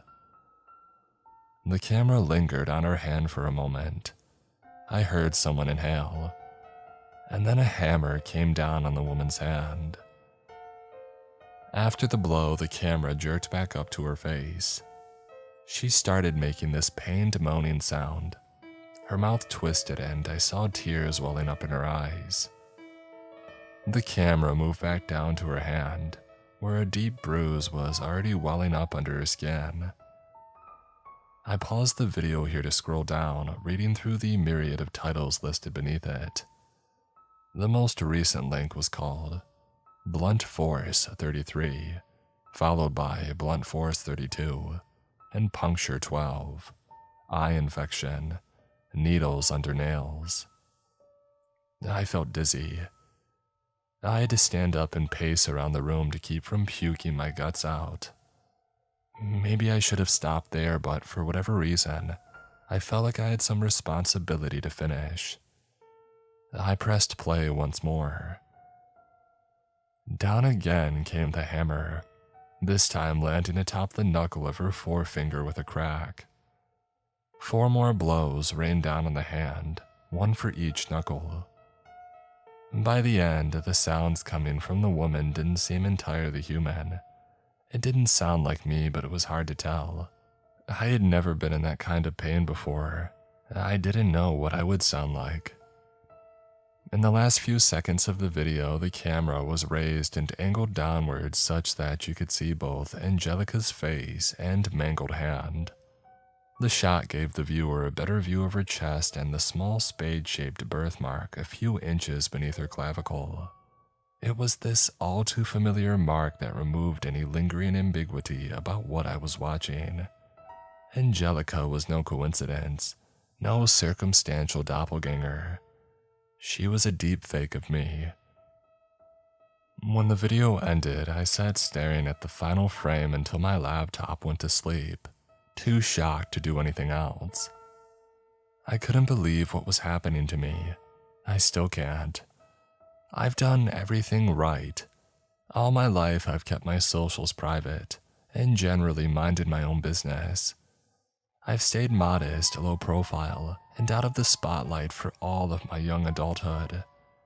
I never even sent nudes to my ex-boyfriend, despite his insistence, because I was afraid of what would happen to them if we ever had a nasty breakup. As it turned out, we did have a messy breakup. In the immediate aftermath of that video, as I racked my memory for answers, I couldn't help but think of my ex. If I were a public figure, then the culprit behind the deepfakes could have been anyone. But for a nobody like me, it had to be someone close. Someone with access to my private photos. The thought made me shudder. Could my ex really have taken things that far? And did he actually hate me that much? I had a sudden urge to call him and demand answers, but I knew that wouldn't get me far. It would be easy enough for him to lie if he was the culprit, and then he would know that I was onto him. There was much left for me to explore on the Dove's website, but after my discovery, I wasn't in the right state of mind to keep investigating. I thought about calling someone, maybe Lydia or my parents, but for some reason, the thought of doing so filled me with tremendous embarrassment. Even though I knew deep down that it wasn't my fault, I couldn't help but feel ashamed of the videos, even if I had had no role in their creation. I needed sleep, but knew that it would be nearly impossible, and so I popped a few sleeping pills and crossed my fingers. After tossing and turning in bed for a few minutes, I got up to use the bathroom, which required walking down the hallway past my front door. When I got to said door, I stopped, noticing a strange shadow coming from the hallway. It looked as though somebody had placed an object right outside my door. I walked closer to it, about to crouch to peek under the door, when the shadow suddenly moved. It hadn't been an object at all, but rather a person standing in front of my door. I heard their footsteps thudding down the carpeted hallway. By the time that I looked through the peephole, it was too late to see anyone, and I certainly wasn't about to open the door to look for them. I immediately suspected that it had something to do with the blue Cherokee, which was still parked across the street when I stole a glance out the window. Suddenly, I had no desire to sleep anymore, but the pills were already doing their job. I wanted to stay alert in case whoever was outside my door returned, but fighting against the drowsiness was like trying to outrun a monster in a nightmare. The last thing I managed before I slipped into unconsciousness was my own face smiling jubilantly as a hammer smashed my hand into a bloody pulp. By morning, I had nearly convinced myself that the previous night was a dream. There was no unfamiliar car outside my window, no one waiting for me when I opened my apartment door. When I looked at my laptop, however, doves looked back at me. What a shame that it hadn't all been some horrible nightmare. I resumed my investigation, and clicking on any of Angelica's video titles took me to a new page. Each had a preview image and some basic info including the length, date, and description of the video. The prices listed in Bitcoin seemed dependent on two factors: how long the video was and how graphic. Beneath were payment instructions, including a wallet address. I didn't know much about crypto and didn't own any, so I didn't purchase any videos as part of my research. Maybe that was for the best. I went back to the Dove's homepage and navigated to Mary. Her page had a similar setup to Angelica's: selfie, profile, sample, and a long list of videos. She was a pretty girl, Mary, and her photo reminded me a bit of Lydia, which made my heart hurt. From the selfie, I guessed that she was about 20 years old. Mary, 18, always clumsy. I'm limited edition. At first glance, it wasn't obvious what limited edition meant. Mary had fewer videos on her page than Angelica, but there was still well over 100.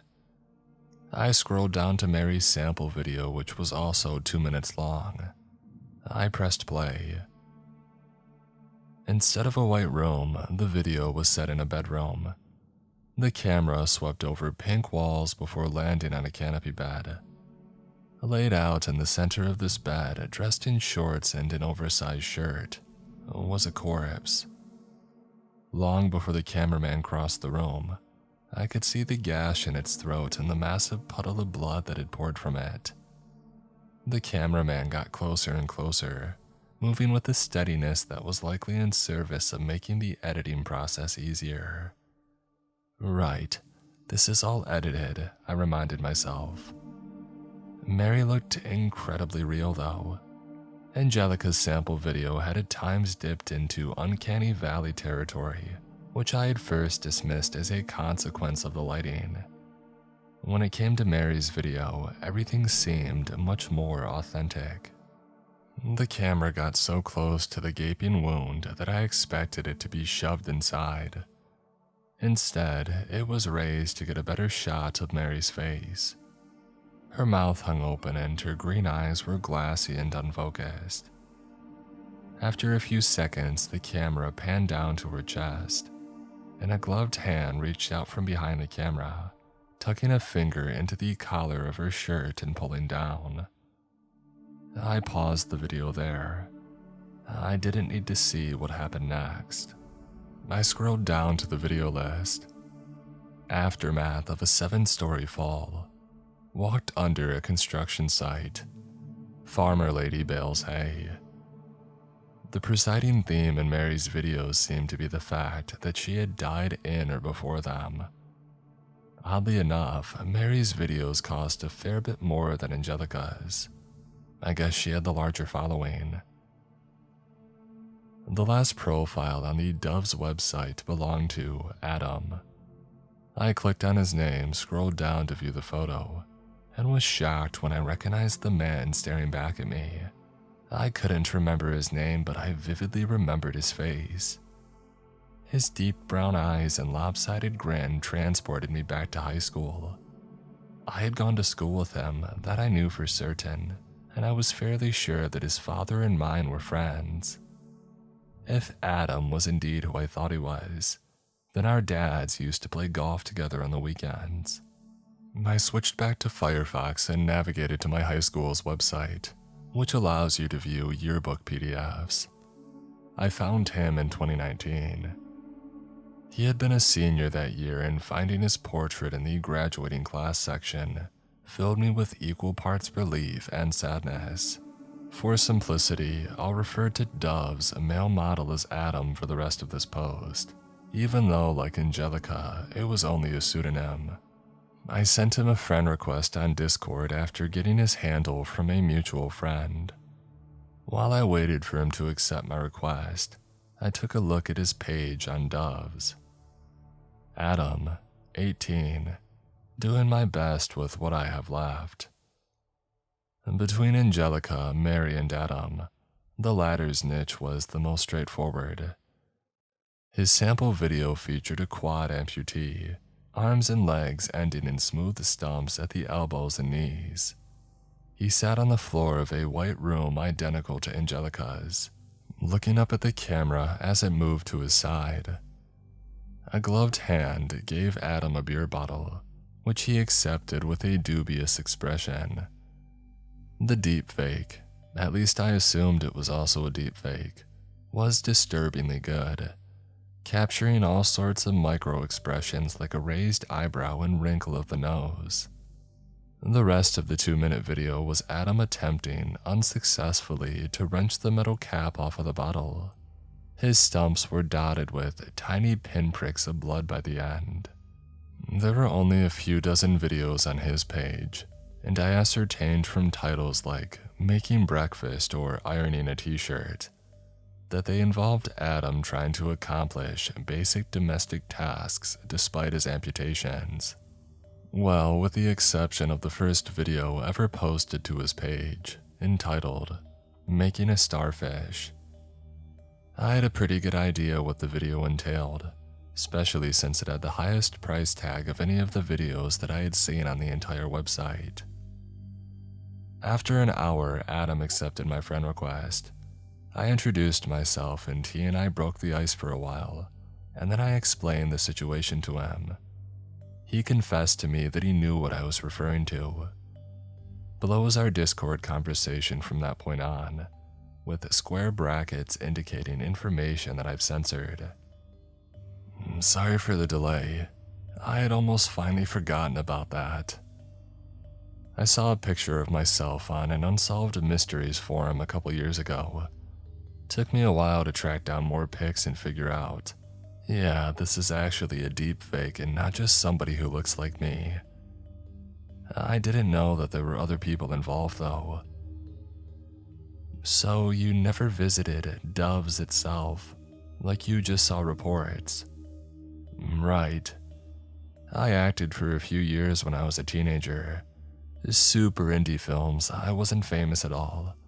I thought it was a coincidence and some nut job randomly picked me as a face model for their art. Now that I know somebody else from my hometown is involved, yeah, that feels personal. Crazy.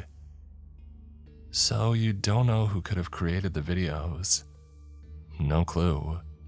I kind of suspected my ex-boyfriend at first, but unless you jilted him somehow, I don't understand why he would target the two of us. Do you know my ex-boyfriend? Not at all, sorry. Do you know the girl in this photo? Mary. She's the third person on the website. No, I don't recognize her. Do you think that we could meet in person to talk this through? I'm going to file a report with the IC3, and I could seriously use your input. Also, I assume you want to see the website for yourself. I could send you the link. Grace, I seriously appreciate you reaching out, but I really don't want to get involved in this. Are you serious? Why not? A crime has been committed against you and you don't want to help me report it. Our laws on this stuff are dicey as heck. If they didn't put our faces onto nudes, I don't even know if we would have the support of any anti-revenge legislation. If reporting it will help you, then by all means, but realistically, I don't know what can be done and I can't get into some complicated legal battle right now. I don't even know what to say to that. Aren't you angry and disturbed? Of course I am. This stuff has eaten me alive for years. It's followed me everywhere. Yes, I'm angry, but I'm also just really tired. It's the internet and I was stupid enough to put my face on it. You're not angry enough if you can't take 2 seconds to report it. You don't know me. Don't tell me I'm not angry enough. This stuff happens all the time and it'll only start happening more often. You and I aren't special. It doesn't matter if you're old or young or famous or not, or if you've done everything right. It's not like anyone actually got hurt. I'm sorry that this happened to you, seriously. I wouldn't wish it on anyone, but I just want to move on with my life. Please don't contact me about this again.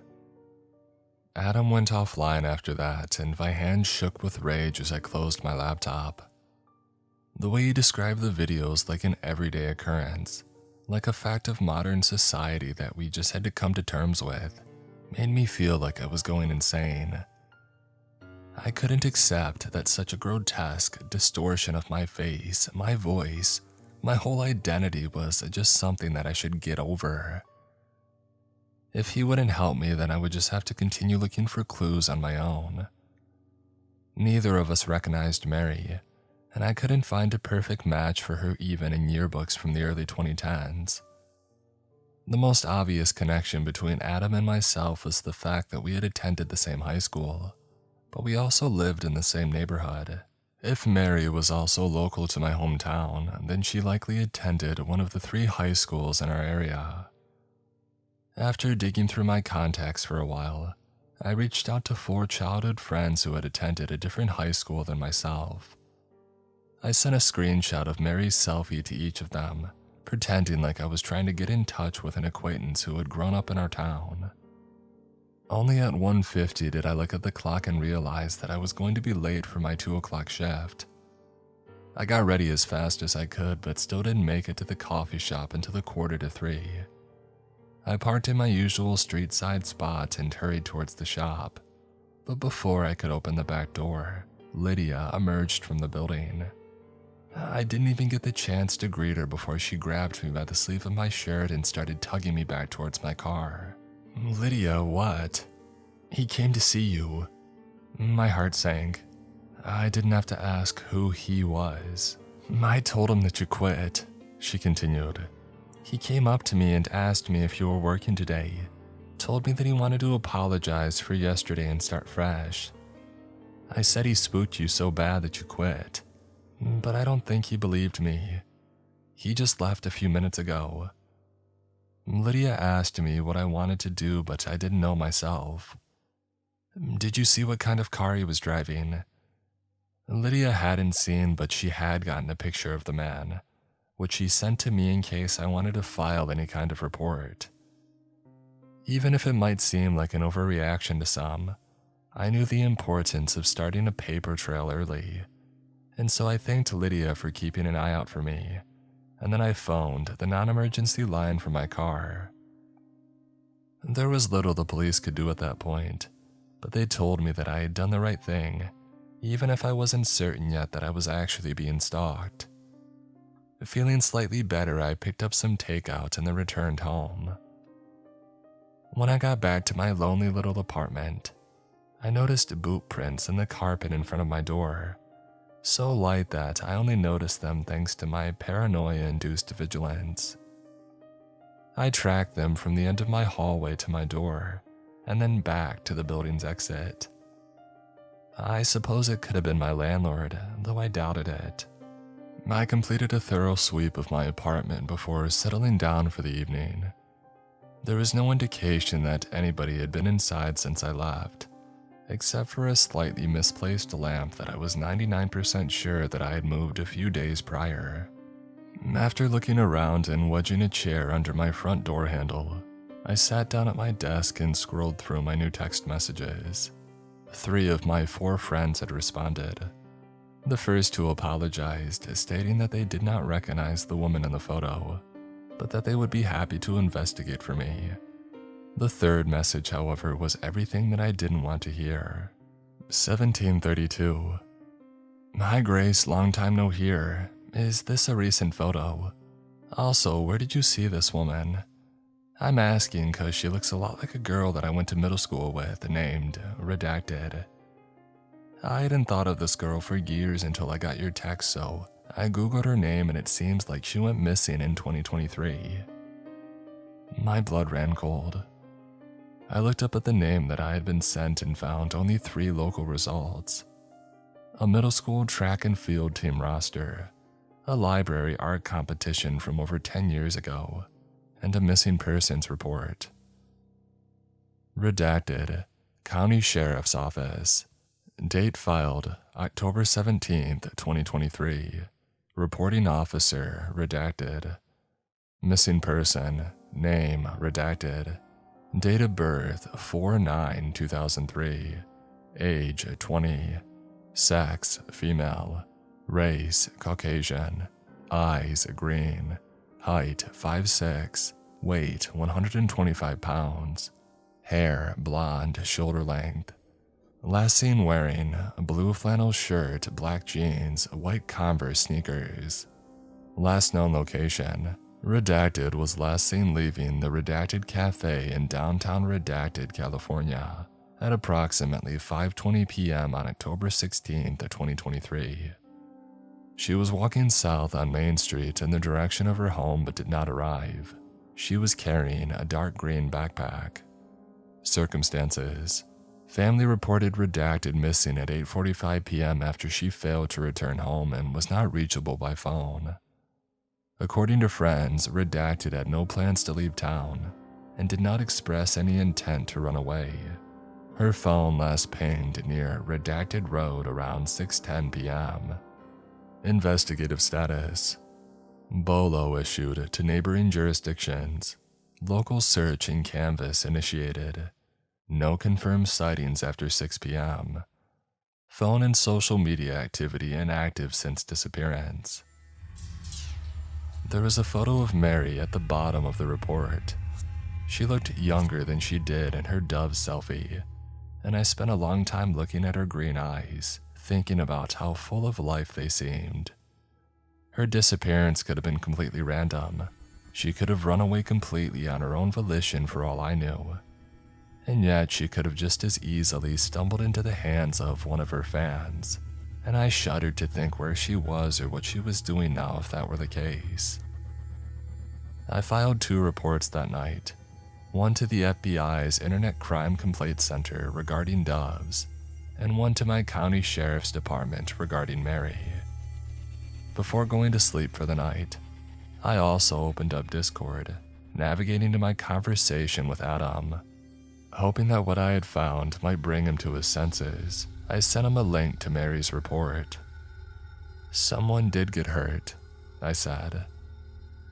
I forewent the sleeping pills that night as a precaution, instead spending hours tossing around in bed thinking of Mary. Wherever she was, as unlikely as it seemed, I hoped that she was all right. When I awoke, it was to the sound of a scream. The noise tore me straight out of a nightmare about the White Room. I remember sitting bolt upright, unsure as to whether the sound had come from myself or somewhere else. When a few seconds passed without further commotion, I decided that it hadn't come from a human at all, but instead an animal or even a passing car. Whatever the case, I was wide awake, and so I grabbed my laptop and almost instinctively navigated to Doves. Checking my email, I saw that I had not yet heard back from either the police or the IC3, but I had expected as much. So little time had passed after all. What I had not expected was the reply that I received from Adam, which he had sent just after midnight. "Okay, let's talk. You're going to school at Redacted, right? I live around 90 minutes southwest from there. I don't have a car right now, but if you want to talk in person and you have time to kill, we can meet up in my town." I was pleasantly surprised that he had come around, though I wasn't exactly sure what had changed his mind. Seeing Mary's missing persons report likely convinced him that there was a real danger in what we had discovered. Desperate for answers and itching for something to do while I waited for the police, I accepted his invitation. Seeing that Adam was online despite the early hour, I gave him a call, although he quickly declined it. "I can't talk right now. Sorry, I guess it is still early. I'm happy to meet you and I don't mind driving out." "Cool. Let's not do a cafe or a restaurant though. I don't really want to be overheard. There's a trail near my house where we can have some privacy. I'll send you the address of the trailhead if that works for you. Can you do 6:30 p.m? "Yeah, I can do any time today, really. Make sure to bring your phone and laptop and any other electronic devices that you've used recently." "On the hike?" "I was hoping that we could go to my place after. I'll explain in more detail in person, but I have some theories about how the deepfakes are being made and I need your help to test them out. Sending the address now." Making a plan gave me comfort, and after Adam and I finished working out the logistics of our impromptu get-together, I managed to catch a few more hours of sleep. I then spent the late morning attempting to distract myself with schoolwork. When that failed, I returned to Tor. Instead of going straight to Doves, I searched for the forums that Adam had mentioned. I did find one relevant conversation on Mirror Frame, which seemed like a website for rehosting lost or banned videos. Help ID, the actress in this video, read the title of the post. Attached was a 20-second clip from one of Angelica's videos.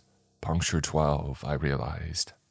I had spent so long staring at the sample images that I could recognize this particular video from the lighting and the framing alone. I think it was this, the fact that I had become so familiar with this content, that frightened me even more so than the video itself, which featured Angelica getting stabbed in the calf with what looked like a marlin spike. This particular clip of Puncture 12 had audio.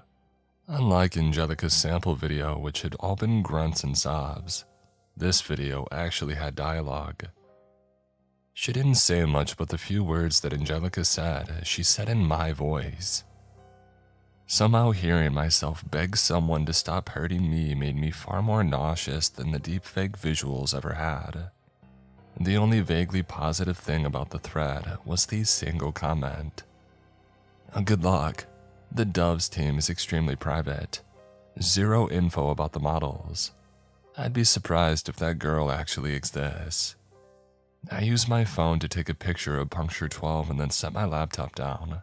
I had learned 2 new things from the forum. The first was that whoever was behind Doves had access not just to photos of me, but to recordings of my voice. This eliminated some of my earlier suspects, including the modeling agency from my teenage years. While he would have had enough content on me to make a deepfake, I never met him in person, and I never sent him any video recordings of me speaking. It would have been impossible for him to replicate my voice so convincingly.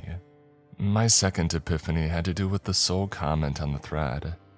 For whatever reason, Dove's maker was protecting my true identity. If this were someone who had hated me personally, they would want to put me in danger. They would want their crazed fans to know exactly who I was. I couldn't reconcile the malevolence of their actions with this small saving grace. Inspired to continue my search, I punched in Dove's URL and waited and then waited some more. Eventually I got the generic onion site not reachable screen. No error code, no redirect. I refreshed. Nothing. I waited a few minutes and nothing. I reopened Tor. Nothing. The site was gone, at least temporarily. I wanted to be optimistic and believe that the FBI had taken them down after my complaint, but I doubted it. It was more likely the case that they had relocated to a new .onion address or rotated to a fallback link, but why? Did they know that someone was onto them? Was it something that Adam had done? I spent all afternoon trying to find out where the site had migrated to, but it was hopeless. I left my apartment at around 5, and the minute that I walked out of my door, I was overcome with a sense of relief. Looking back on it, I had felt sick all day, but I hadn't entirely noticed until I had stepped outside. Due to traffic, I didn't arrive at the trailhead until nearly 7 o'clock. As soon as I had parked, I received a text message from Lydia. No creep today, but I still think you should sleep at my place tonight. I don't like thinking of you alone in that apartment. By the way, I told Ben what's been going on, and he says he thinks he saw the guy get into his car yesterday. He said it was a Jeep Cherokee XJ. Reading that made my gut churn. Of course, I had already suspected it, but the confirmation that Angelica's fan knew where I lived was horrific. I decided that I would sleep in a hotel that night, only briefly swinging by my apartment to grab a change of clothes. I also resolved to visit the police station in person the next day to see what could be done. I texted Lydia my plans, and then I focused my attention on my meeting with Adam. The hills were a beautiful little swath of nature, quiet but not too isolated from the city. There were a few other cars in the parking lot and a few people walking their dogs. I did not, however, see anybody that looked like Adam. I messaged him that I had arrived and he quickly replied, "Cool, I'm on the trail. Make a left at the first fork and I'm sitting on the bench." I got out of my car and started to walk. It was a warm evening and under any other circumstances, I would have been delighted by the balmy breeze and colors of golden hour. I walked up the trail for a few minutes and saw the fork in question. I looked to the left, but thanks to the curve of the trail, it was difficult to see very far ahead. "Hey, I'm at the fork. Take the trail on the left. Can you come down?" I waited for a few minutes. Adam kept starting to type and then stopping. The sun was starting to set at that point, and I didn't want to be on an unfamiliar hiking trail after dark if I could help it. I gave Adam another call, but once again, he immediately declined.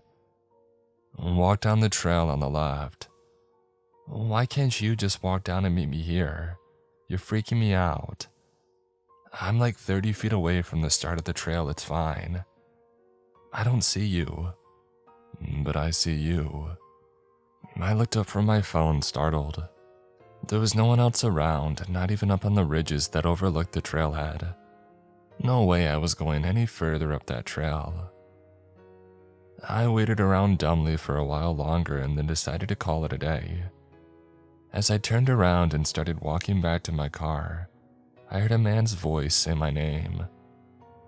I froze for a minute, whipping my head back in the direction of the trail.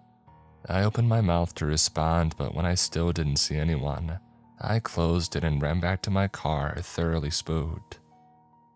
Though I didn't see anybody following me, I started the engine immediately and began my drive back home. The entire way back to my apartment, I felt like screaming. That whole meeting had either been an elaborate joke or worse, a setup.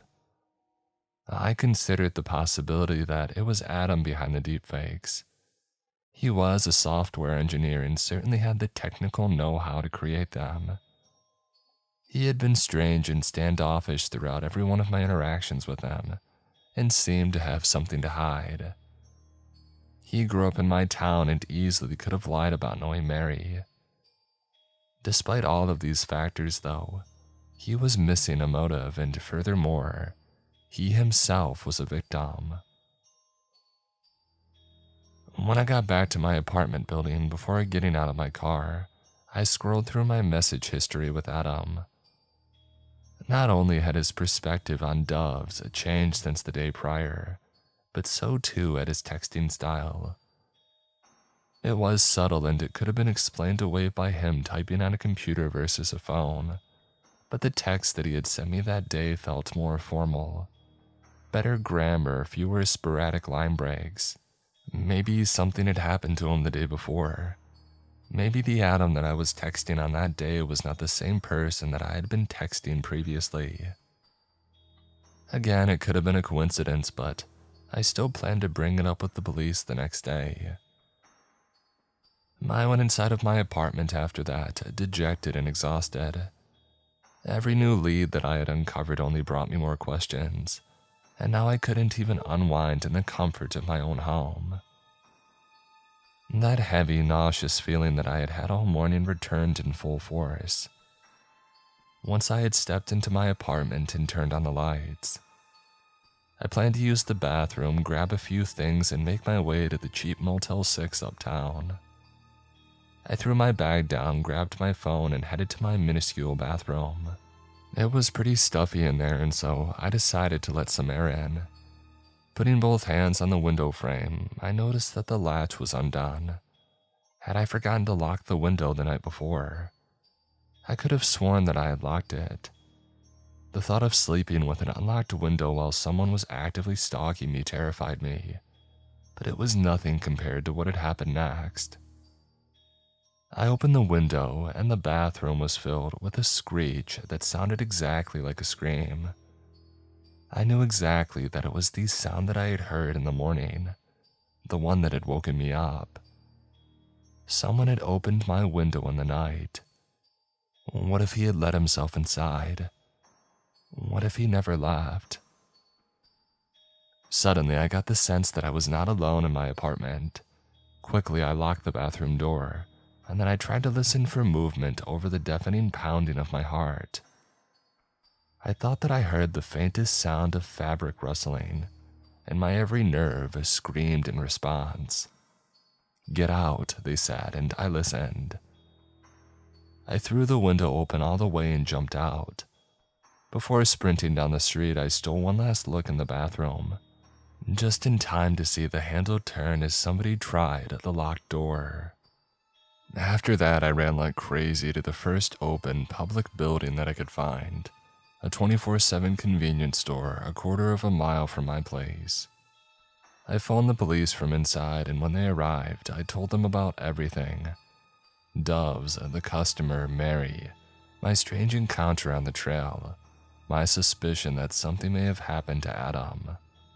Thankfully, they took my words very seriously, especially since I had already started a paper trail and since I had several witnesses from the cafe to back me up. Before they took me down to the station to file an official report, they escorted me back to my apartment and searched the place. There was no one inside but the unlocked front door and the plethora of stolen items. Everything from my diary to some of my clothes made it pretty obvious what had happened. I booked a flight home that night and left town the following morning. I was never close with my parents, even less so after the crap they put me through as a teenager, but I desperately needed an escape. If I had it my way, I would have packed up and moved to the middle of nowhere and never be seen by anyone ever again. But since I couldn't do that, I retreated to the only place that I could think of. My hometown. The place where all this Doves business seemingly began. If nothing else, maybe I could finally find the answers that I was looking for there. I watched the sunrise from 40,000 feet in the air, and the sight soothed me tremendously. I looked down at my phone, swiping back and forth between two screenshots that I had sent myself, one of Adam's selfie and one of Mary's. I studied them like a mother whose adult kids had long moved far away from home. There was a terrible ache in my heart as I thought of all that they had likely been through, and the fact that I didn't know if either of them were safe at that moment. I'm gonna find out what happened to you, I thought. Not a wish, but a promise. My parents picked me up from the airport. Prior to my flight, I had told them everything over the phone, which saved me the discomfort of a face-to-face explanation. The ride home was awkward and quiet, and my dad spent most of it consoling my distraught mother, like she was the one who needed emotional support. I spent the next 5 days mostly in my room, too nervous to stray far from the house. I felt I might turn down any street corner and run into Angelica's creator. I returned to Tor looking for any discussion of Doves that I might have overlooked. I revisited the Mirror Frame forum and saw yet another post by the same user who had inquired about Angelica's identity. "Is Doves down for good?" asked the user, dismay palpable through the screen. There were 3 replies to this post, all of which confirmed that the website had disappeared without a trace. I figured they had simply changed URLs, but if loyal customers could no longer track them down, then perhaps Doves really had ceased operations. I would have been ecstatic if I wasn't concerned it would impact my case. After a week with few updates from either the police or the FBI, I started to emerge from my room more frequently, trying to rebuild bridges between my parents and myself. My mom and dad weren't bad people exactly, just distant. There had been that whole pageantry thing in my early childhood, and then my failed attempt at modeling when I was a teen. Sometimes it felt as they viewed me more as a side hustle than a daughter. At least they had calmed down considerably once I had turned 15 or so. My dad came into some money thanks to sports betting, and he was generous with his earnings. He put me through both private high school and all 4 years of college, and I knew he spoiled my mom rotten with vacations. I remembered that my dad had at one point been friends with Adam's stepdad, who I'll call Mr. Doe. I broached the topic over dinner one night, and the inquiry made my dad stiffen. "John's son. No, I can't say I knew the boy all that well," he said.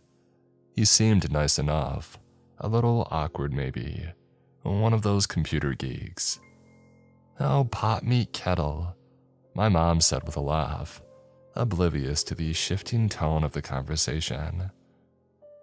My mom and dad knew only that I had found a deep fake of myself and that a fan had broken into my apartment. I hadn't mentioned Adam and Mary's involvement, partly because I just didn't want to talk about it, and partly because I didn't want my mom telling the whole neighborhood. "What about Mr. Doe himself? You guys were friends when I was in high school, right?" I suppose John and I golfed every now and then." This time it was my mom's turn to stiffen. Her expression of displeasure departed from her face as quickly as it had arrived, but I caught it nonetheless. Oddly, it seemed to be the mention of golfing, not Mr. Doe, that agitated her. I asked a few more questions, and then the three of us fell into an uneasy silence. After a solid minute of this, my dad slapped both his palms on the wooden dining table, startling both my mother and I.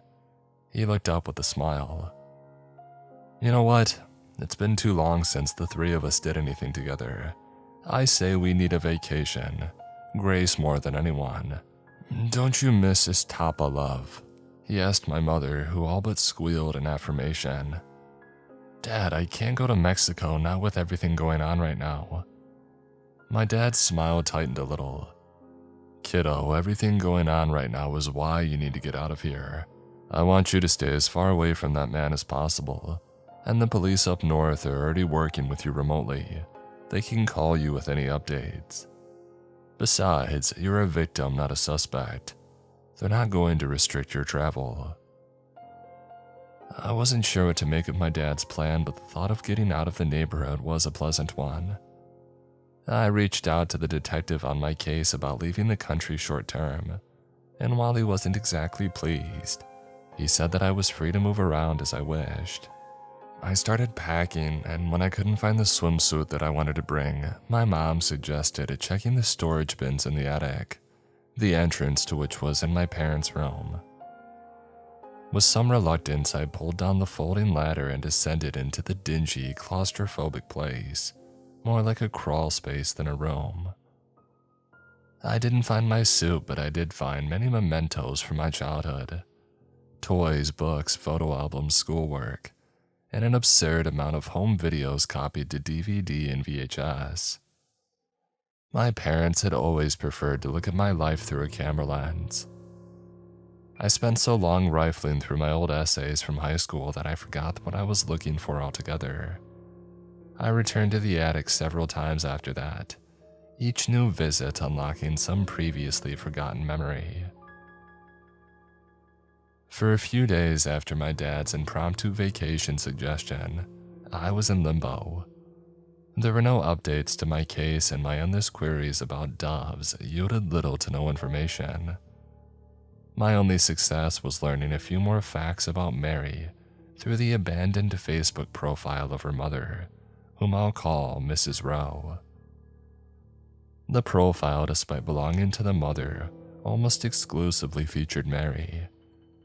There seemed to be an endless stream of posts documenting Mary's childhood, everything from her 5th birthday party to her junior varsity soccer games.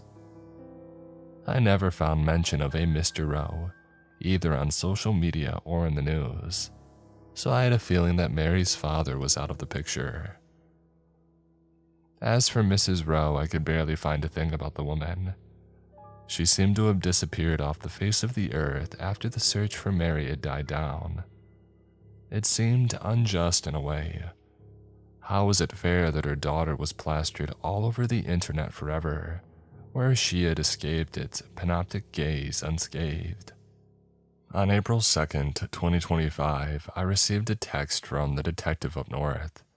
He asked if I was available for a video call, as opposed to our usual phone conversation, which immediately told me that they had found something.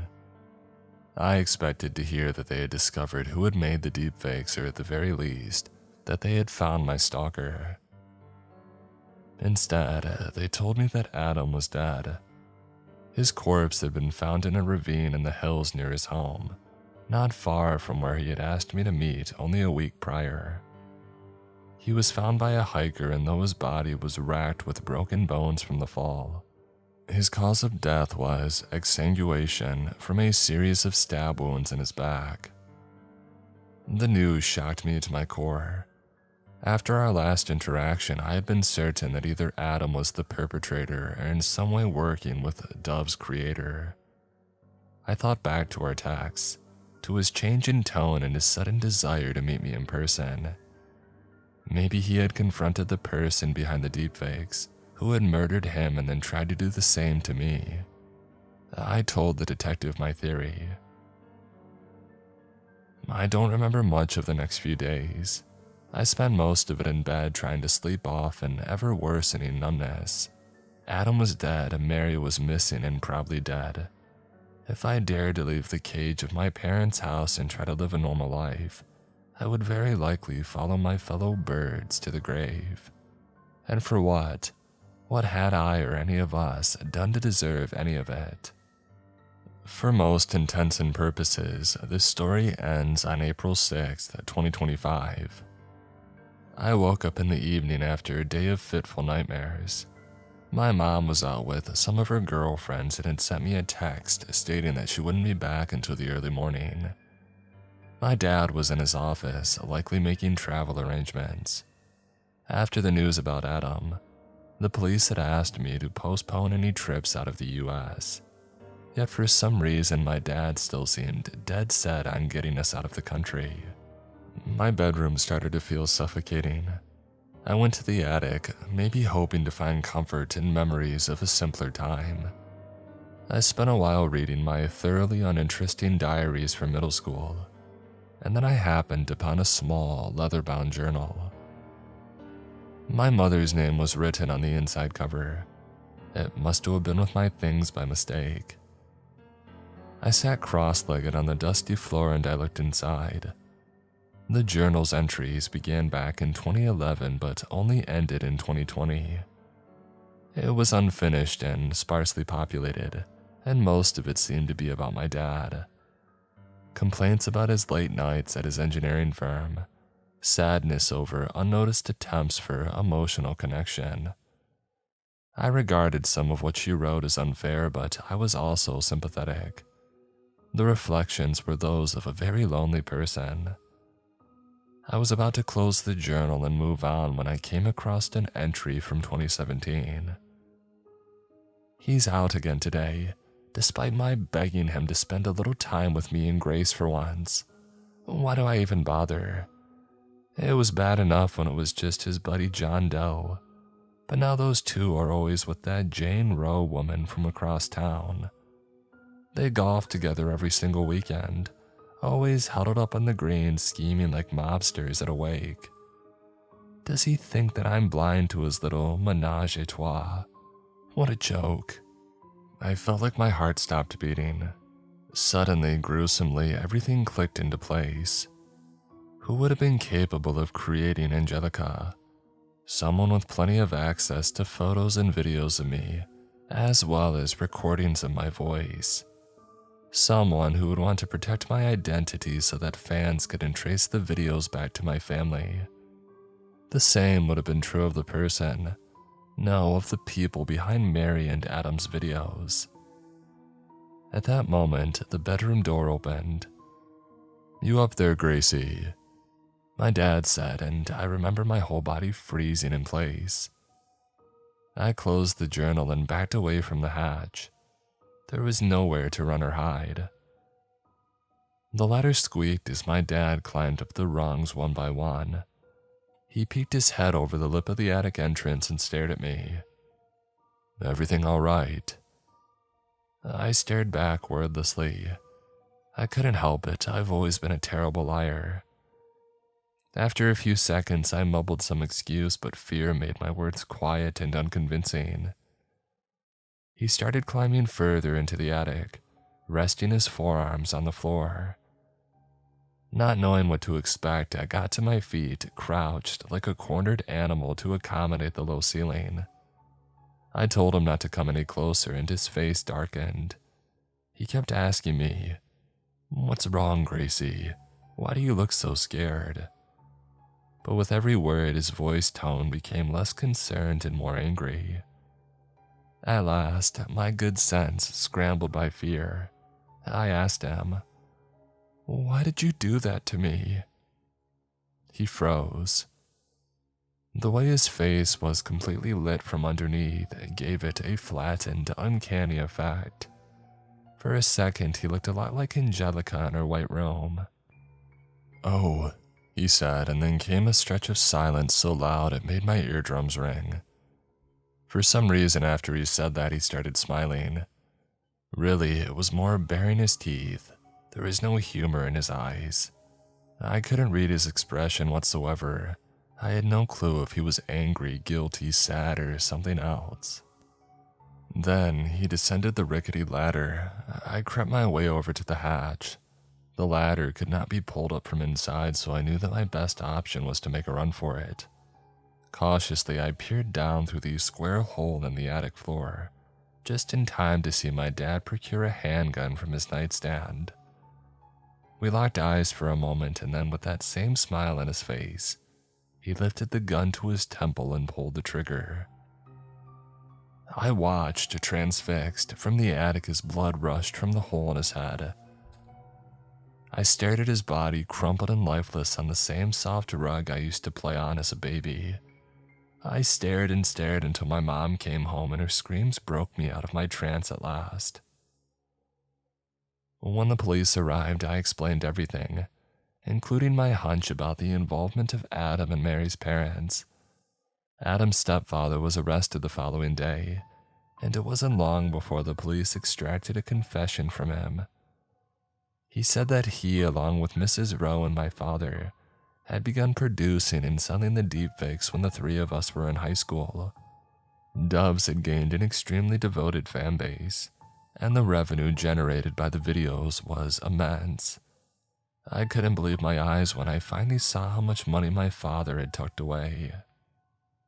As of my writing this on May 5th, 2025, Mr. John Doe is still awaiting trial. Despite his attempts to paint my father as the manipulative mastermind behind the operation, it seemed pretty clear that the three adults were equal partners. Neither Mary nor her mother have yet been found, and unfortunately, neither is my stalker. I was hopeful at first, certain that the police would find some of his DNA in my apartment and swiftly apprehend him.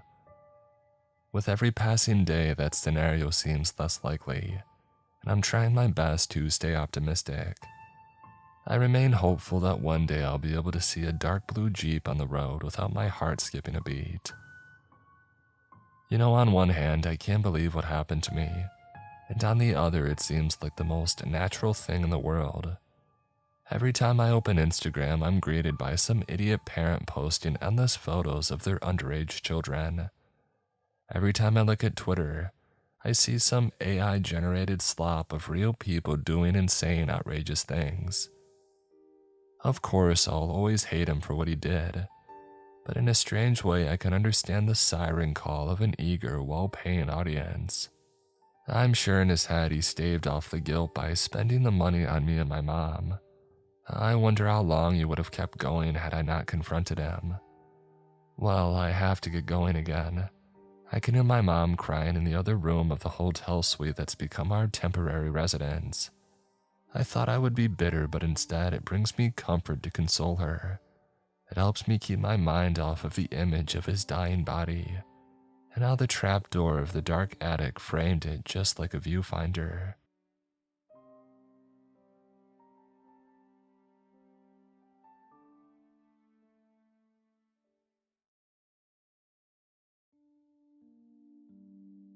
Today's episode is sponsored by Rocket Money. Ever feel like your money just disappears each month? It's easier than ever to overspend, from subscriptions piling up to impulse buys after seeing an ad on your phone, to ordering takeout a few times a month. Rocket Money helps you rein it in by showing you where your money's going and helping you make better decisions so that you can keep more money in your pocket. Rocket Money is a personal finance app that helps find and cancel your unwanted subscriptions, monitors your spending, and helps lower your bills so that you can grow your savings. Rocket Money shows you all your expenses in one place, including the subscriptions that you forgot about. If you see one that you no longer want, Rocket Money will help you cancel it. And get alerts if your bills increase in price, if there's unusual activity in your accounts, if you're close to going over budget, and even when you're doing a good job too. Rocket Money has saved users over $2.5 billion, including over $880 million in canceled subscriptions alone. Their 10 million members save up to $740 a year when they use all of the app's premium features. Cancel your unwanted subscriptions and reach your financial goals faster with Rocket Money. Go to rocketmoney.com/MrCreeps today. That's rocketmoney.com/MrCreeps. rocketmoney.com/MrCreeps.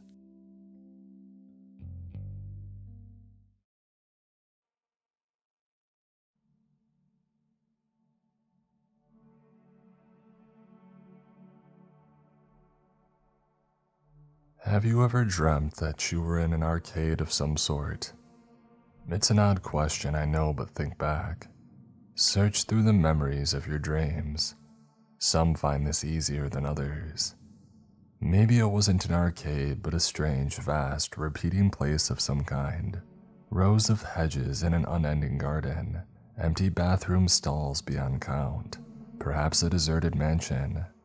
Picture the place in your mind's eye now if you can. What did it look like? It's always an arcade for me. The games stretch on and on and on, machines beyond count, all cramped closely together, shining brightly in the relative gloom of the hall. Sometimes I try to play them, but when I do, I always find that they are peculiar, unnatural. The controls don't work the way that they're supposed to. They don't make any sense. I get stuck on the menu screen, and no matter how hard I try, how desperately I want to play the game in my dream just once, just to try it out, to see what it's like, I just can't get past that menu. Ever. It won't let me. Are there any windows in your dream place? There are never any windows for me. If I was a betting girl, I would say that if you have had such a dream, if you recall a place similar to the one that I have described to you, then I would also guess that while you were there, it was empty. Perhaps not entirely so. Maybe you started off with a friend or two, a couple of strangers dotted around. But what happened to them? Did they disappear, vanishing one by one until it was only you? Only you in this strange and sprawling place. This place that should be bustling and busy, full to the brim with excited people. This place that is somehow at once both otherworldly and the most basic, simplistic world that you could imagine. And like a template, a default map drawn from the brain stock of places and laid out glitchingly into the dreamscape. If you have never had such a dream, if you have no idea what I'm talking about, well then I envy you. Because if I was like you, then I would not be experiencing the same uncertain, nostalgic terror that I feel as I stand here right now, in the arcade, for real. So, hey, my name is Melody. I'm 14, though I turn 15 in just over 2 weeks' time. My parents want me to have a party. I say no, obviously, but they've been piling the pressure on, and it's really starting to get to me. They mean well, I guess. I think they just want to see me being happy and social or whatever. But I don't think that they get it. I'm too old for a party. I don't want a party. I don't want to be the center of attention. I don't want to arrange things, and I'm tired of trying to explain this to them. What if no one showed up? Or worse, what if only 1 or 2 people showed up? Then I would have to hang around with them awkwardly until it was time for them to go. No way, no thank you. They actually had the nerve to suggest bowling. Bowling. It's such a cringingly uncreative, basic NPC activity. It actually made me laugh when they brought it up. I'm not going to ask around my class to see if anybody wants to go bowling. I'm not 10 years old. But they've been pretty insistent. They've started asking questions about why I never have friends over, and why I never go out. About why I always want to be alone in my room. These are difficult questions that I really don't care to try and answer, so I've given them some ground. It's early evening and I'm walking to the local arcade. They have a bowling alley there. I told my parents that I would check it out and that I would think about it. That was a lie, of course. I'm not going to think about it. I've already thought about it. But since I'm out of the house, I may as well walk to the arcade anyway. It gives me something to do. I haven't been there since I was a kid. My shoes tap lightly against the dusty sidewalk and I reach into my pocket for my phone. It's Friday and Jason usually posts to his story this time of the week. He didn't post anything yesterday, so today's gotta be the day. I've been checking every hour or so with growing frustration. Nothing yet. He's so cute and he knows it. He sits in front of me in English and I often overhear him talking about music with his friends. He's gotten really into Aerosmith lately, so I've been listening to all of their albums one after the other. I'm not a huge fan honestly, but I'm getting to know the songs as best as I can. I don't know why really, just in case I suppose. Jason barely even registers that I exist, obviously. I keep working up the courage to send him a message or something, but boys are supposed to make the first move, aren't they? I don't even know what I would say. Would a hey be enough? I feel like it wouldn't. He probably gets dozens of heys every day. And then I would just be paranoid how to act around him since I wouldn't know whether he had seen it or not. But I realized suddenly that my phone isn't in my pocket. I checked the other one. I checked the ones that I never keep my phone in. I look back the way that I came across the street and under an orange and shimmering sky. It's in my room. I left it on the charger. I swear under my breath. I forget it. I'm basically at the bowling place already. No point in going back for it now. And so I head on. Jason can wait.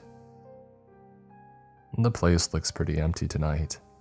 I make my way through the empty parking lot and I take a hold of the handle, ready to pull the door to the building open. The door itself is translucent and I catch in it an unfortunate glimpse of my own reflection. I grimace and I tuck a strand of hair behind my ear, averting my gaze and tugging the door open. I read an article somewhere that said human faces are supposedly more or less attractive based on how symmetrical they are. I don't know how reliable the article was, but I didn't check. I didn't need to. My pre-existing insecurity had been fed, and the damage was done. I don't have a symmetrical face. I have freckles and not in a cute way. I mean loads of freckles and there's visibly more on one side of my face than the other. I hate it. One day they'll invent a cosmetic procedure to get rid of them and I'll be old enough and I'll have enough money to pay for it and I'll be the first new customer in line. But until that day I have to live like this. I also have heterochromia, which means that my eyes are 2 different colors. One is blue and the other is a kind of light brown or green. And no, I don't care what you're thinking, it doesn't make me beautiful. I hate it, I'm not an anime character. I just want to be normal. My cheeks flush super easily as well whenever I get stressed or embarrassed or angry, which is another humiliation that I get the privilege of living with. It's no wonder that I'm not worth Jason's time. My upper arm itches suddenly. I scratch it and wince, biting my lip as I step into the building. I had hoped that on a Friday evening the place would be busy. Makes me less conspicuous and less obviously alone. But as the parking lot had foretold, it's dead. The carpet in here is blue with a little repeating red, yellow, orange pattern across it over and over. A little ways ahead is the main desk. The only employee working on it is a girl a few years older than me in a green cap, messing around on her phone. She hasn't even noticed me come in. Beyond the desk is the actual bowling alley. There's like one small family on one of the far lanes, and to my right, the wall curves around, leading into a little arcade of sorts. There's a DDR machine and a House of the Dead, a couple of others too. This was stupid. Why did I come in here? I could have just turned around and gone home. I sigh. I'm in now. I may as well look around. And so I do. I walk as normally as possible, trying not to draw attention to myself. I don't know why. I'm not doing anything wrong. I just don't want anybody engaging with me, I guess. The lighting in here is low. The beam lights overhead hum and buzz softly. It's kind of unnerving, actually. Places like this are supposed to be full of people. When they're like this, though, it just feels strange, alien. You may have experienced this sensation if you've ever stayed overnight in an airport when nobody else is around, or if you've had to set up for or clean up a place where folks like to gather in large numbers. As I walk amongst the arcade games, I realize in the moment that they don't seem to be all that inviting. They're failing in their most basic task as arcade machines. They don't seem fun, they seem demanding, desperate even. I watch a row of lights flicker around the edge of one such game. Neon buttons flash pleadingly in the relative shadow of this corner of the building. Tragic. A sudden, distorted scream makes me jump and spin around in fright, but it's just a stupid sound effect from House of the Dead. I'm an idiot.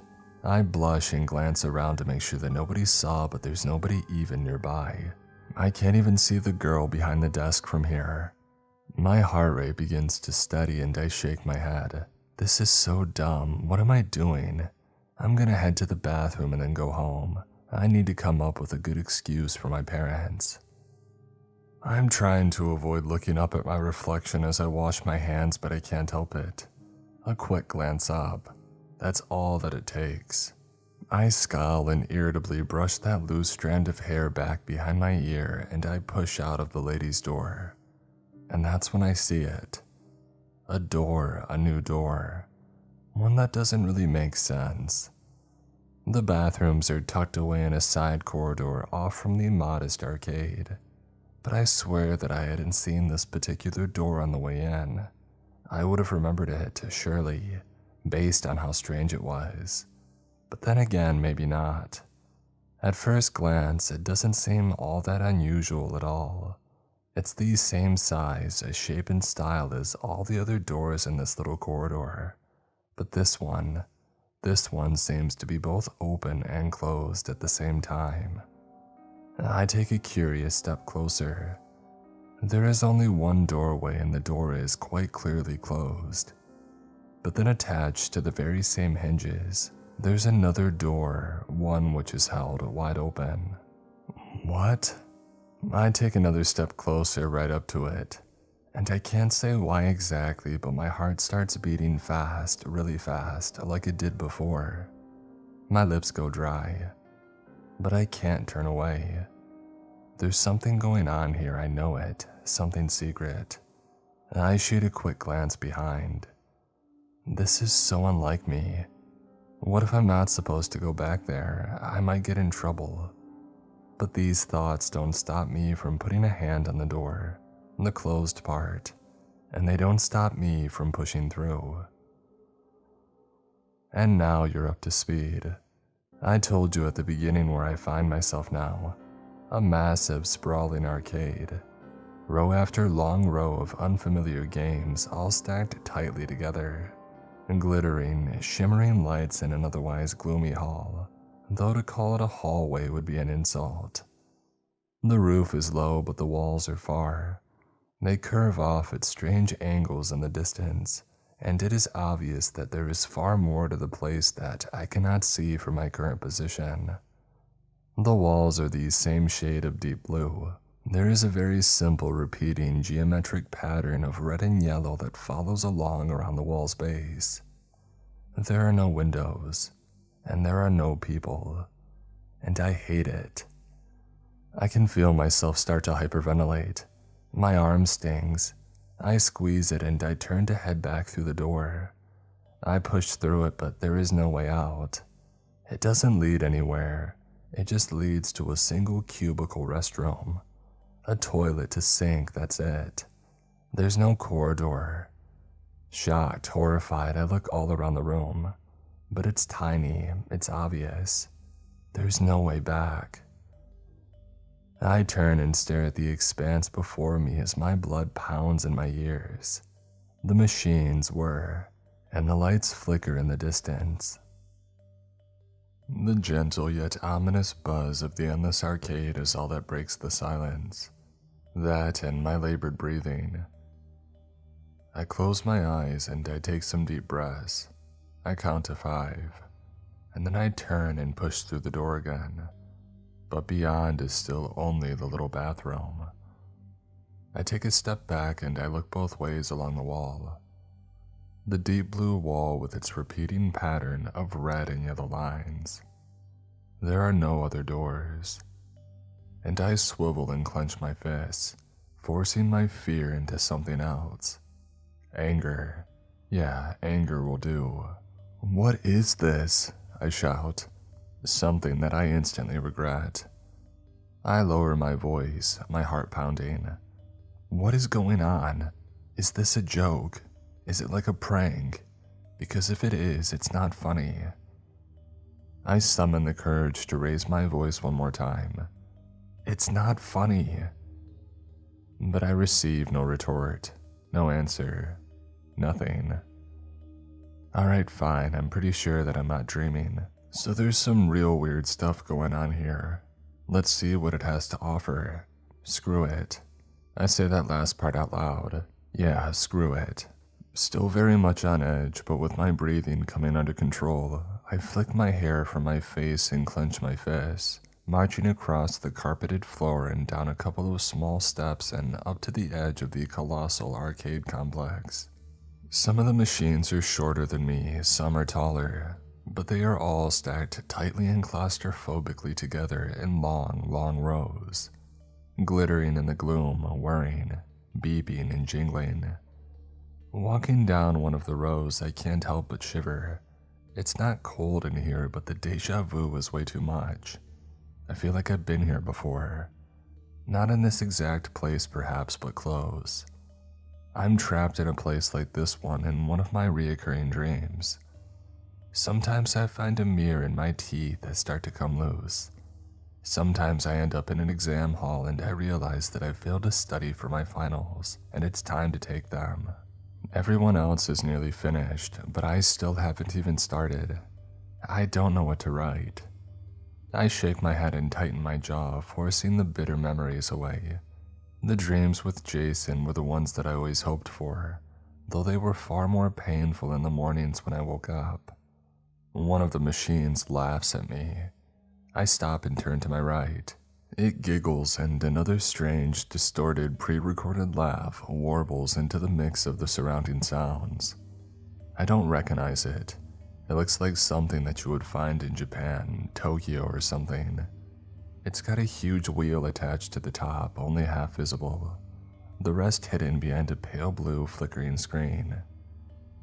Curious tubes and buttons adorn the front, and a panel covered in handprint sensors sticks out from the left.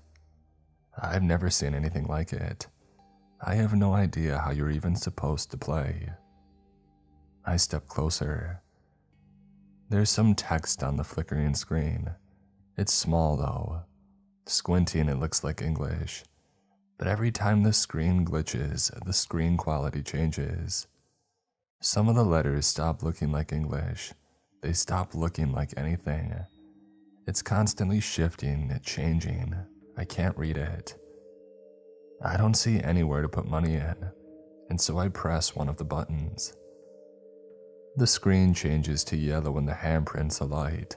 A jaunty, unsettling tune plays from the machine as the wheel starts to spin, slowly at first and then faster and faster.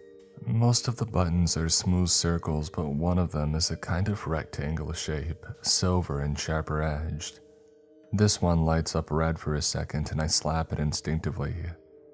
The machine rewards me with a chime of success, and the wheel starts spinning faster.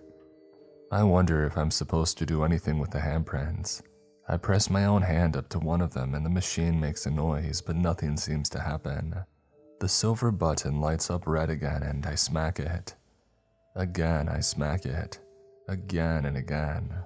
The wheel keeps spinning faster and there seems to be instructions flashing on the screen, but I still can't make them out. Whenever I try to focus on the words, they change and disappear. The loudest chime so far sounds excitedly, and the rectangle lights up red. I smack it hard, but nothing happens. Did that one count? I press it again, but still nothing. Is the machine jammed? I keep pressing it again and again in frustration, but I get no more reaction from the machine. A disappointed burst of notes plays from the arcade game, and one by one the buttons go dark. The wheel starts to slow, until it grinds to an eventual halt, and it fades into silence, and then it seems to shut off completely. It won't respond to any further touches. Weird. I force myself to detach, to laugh and to move on, but it comes out sounding hollow. I try a few more of the machines along my way and they're all totally unique, and none of them make sense. I don't understand a single one of them, and I can't work out how to play. It's maddening, but whatever. I don't care for arcade games anyway. I used to when I was a kid, but not anymore. I march on, my anger growing. What did I do to end up in a place like this? This matrix glitch. The lights above and around me flicker. I notice some of them in the far distance go out, and up ahead I can see an end to the arcade. The walls are still far, sticking out in strange places, jutting into the complex at weird angles, all with that same curious pattern painted across them, deep blue, and then in the lower quarter, the bottom fourth, thin red and yellow lines, intersecting in the same way over and over again. Very 90s. As I leave the sprawling corridors of arcade machines behind, I find myself in what seems to be an empty theater complex. No desks, no popcorn stands. It feels like I'm in the lobby, I guess, but I'm not sure why. I don't even know why theater sprang to mind. There are no cardboard cutouts, no movie posters, nothing like that. Just open floor and wall. There are some more doors further ahead though, so I head towards one. The walls that stick out cast long rectangular shadows across the dark floor. I pass one such wall and something catches my eye. I start in terror. There are people in the corner. Jesus! Heart pounding, blood cold, I stare at the figures. There's 3 of them just stood in silence in the shadow of the wall. Hello? I call out to them cautiously. No response. I gather my courage and slowly make my way over to them. They're standing still, no movement at all, and as I approach, I realize that they're not really people at all.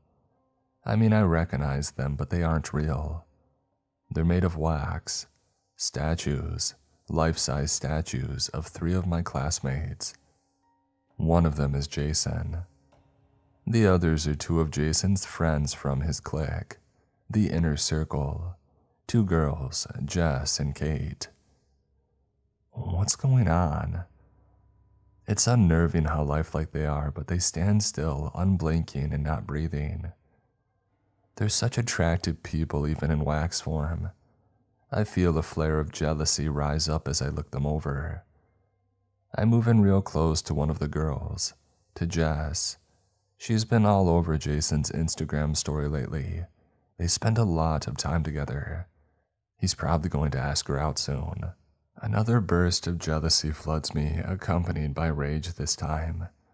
I know that if I could see myself, my cheeks will have turned a deep pink, making my freckles all the more obvious. Jess's skin is completely clear and totally smooth. I step forward suddenly and push the statue over with all of my force. She topples to the ground, and as she hits the floor, her top half disconnects from her bottom half. She's still held together by her clothes, and she lays awkwardly, staring up at the ceiling, expressionless. I pant. I'm embarrassed, but I have to admit, it actually felt kind of good. I turn to Jason. I've never been this close to him before. I've never had the chance, except for that one time in chemistry when the teacher sat me next to him by mistake.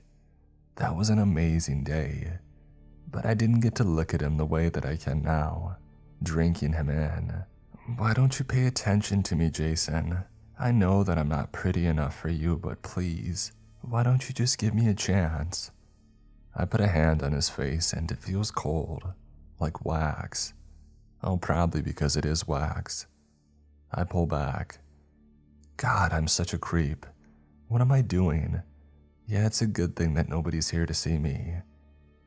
But these statues, were they made for me? I mean, they must have been. Were they placed here knowing that I would find them? I need to know more.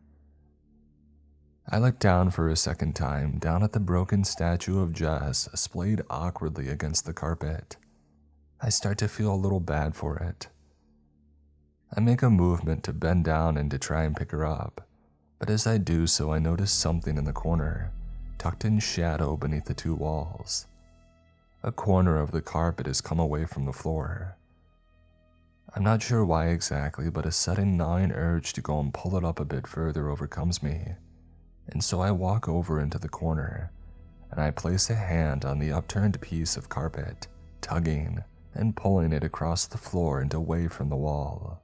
The sound that it makes is troubling, but also somehow incredibly satisfying, like a slicing sound. I look underneath it and a wave of nausea washes over me as I take in the dozens of thick, slimy, sticky red strands connecting the carpet to the flooring below. The way they stretch, the way they quiver as they resist my pulling. It's sickening. It's unnatural and disturbing, but a part of me wants to keep pulling and tearing and to see how far I can get it. A sudden sound, a half clank, half rumble, and like an electrical power outage of some kind, echoes through the air from behind, and I drop the carpet back down in fright. I spin around, and in the distance above a far-off cluster of arcade machines, the lights above have gone dark.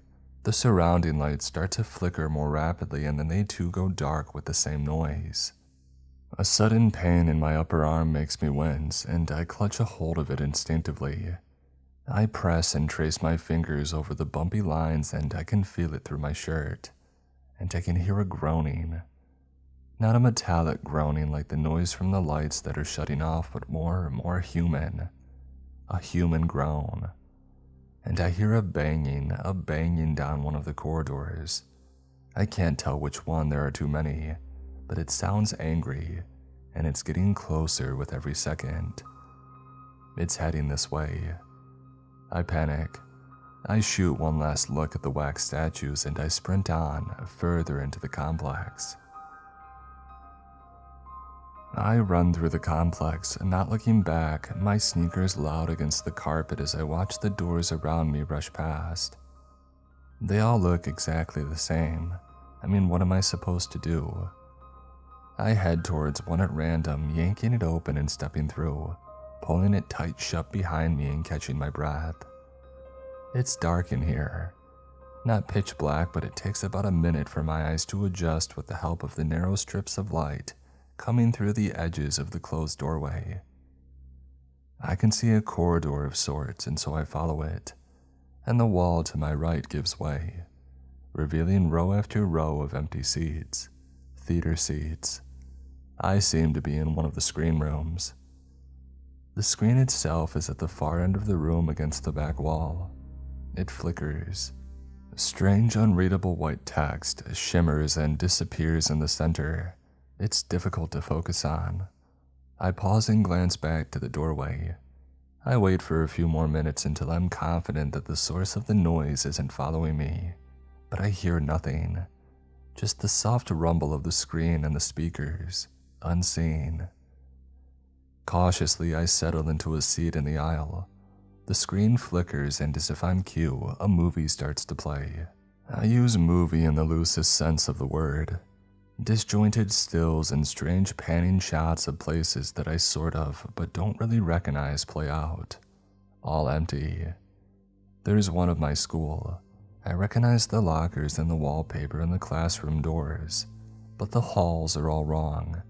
They're shaped incorrectly. They travel in directions that don't make sense, and there are staircases in places that there shouldn't be. And then it shows my street. Empty, no cars, no people, and the camera draws up towards my front door, and I squirm, a growing sense of unease attacking my senses. The view pushes through the front door, but the house is empty. Completely hollow between its walls, inside is only a gaping hole, fitted with metal and surrounded by rock, like the entrance to a mine shaft. I don't want to go down, but I can't look away. My knuckles turn white as I grip the arms of the chair. The camera falls down into the mine shaft. Deep it goes, deeper and deeper under the ground and down into the darkness, through narrow, winding tunnels and under trembling beams, deeper and deeper below the earth. And suddenly there is Jason. The screen shows two pictures at once, flickering between the two, Jason looking directly at the audience and the dark rush of the tunnels. Muffled speech comes from the speakers, but it isn't synced with Jason's lips. It is his voice, though. "Disgusting," he says, eyes cold. "She makes me feel sick. She wonders why I don't talk to her. I can barely stand to look at her." I sink lower in my seat. I can't turn away, I can't move. What does she think she could possibly offer me? To anyone? Stay in your room, you freak. He's not talking about me, he's not talking about me. He hasn't said my name, it could be anyone else. He hisses through his teeth. No one wants to be with you. No one wants to be around you. You are nothing. Not me, he's not talking about me. Not me, not me, not me. He opens his mouth to talk again and silent, sharp words strike out from his lips. The sync is still off, so I have a second or two before I hear them spoken through the speakers. And I break.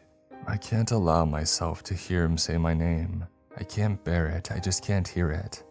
And so I slam my hands to my ears and tear myself from the seat, running down the aisle through the darkness and back through the door to the main lobby. I slam the door shut for the second time and slump back up against it, allowing myself to slide down until I'm sitting on the floor, clenching and unclenching my fists, chest rising and falling.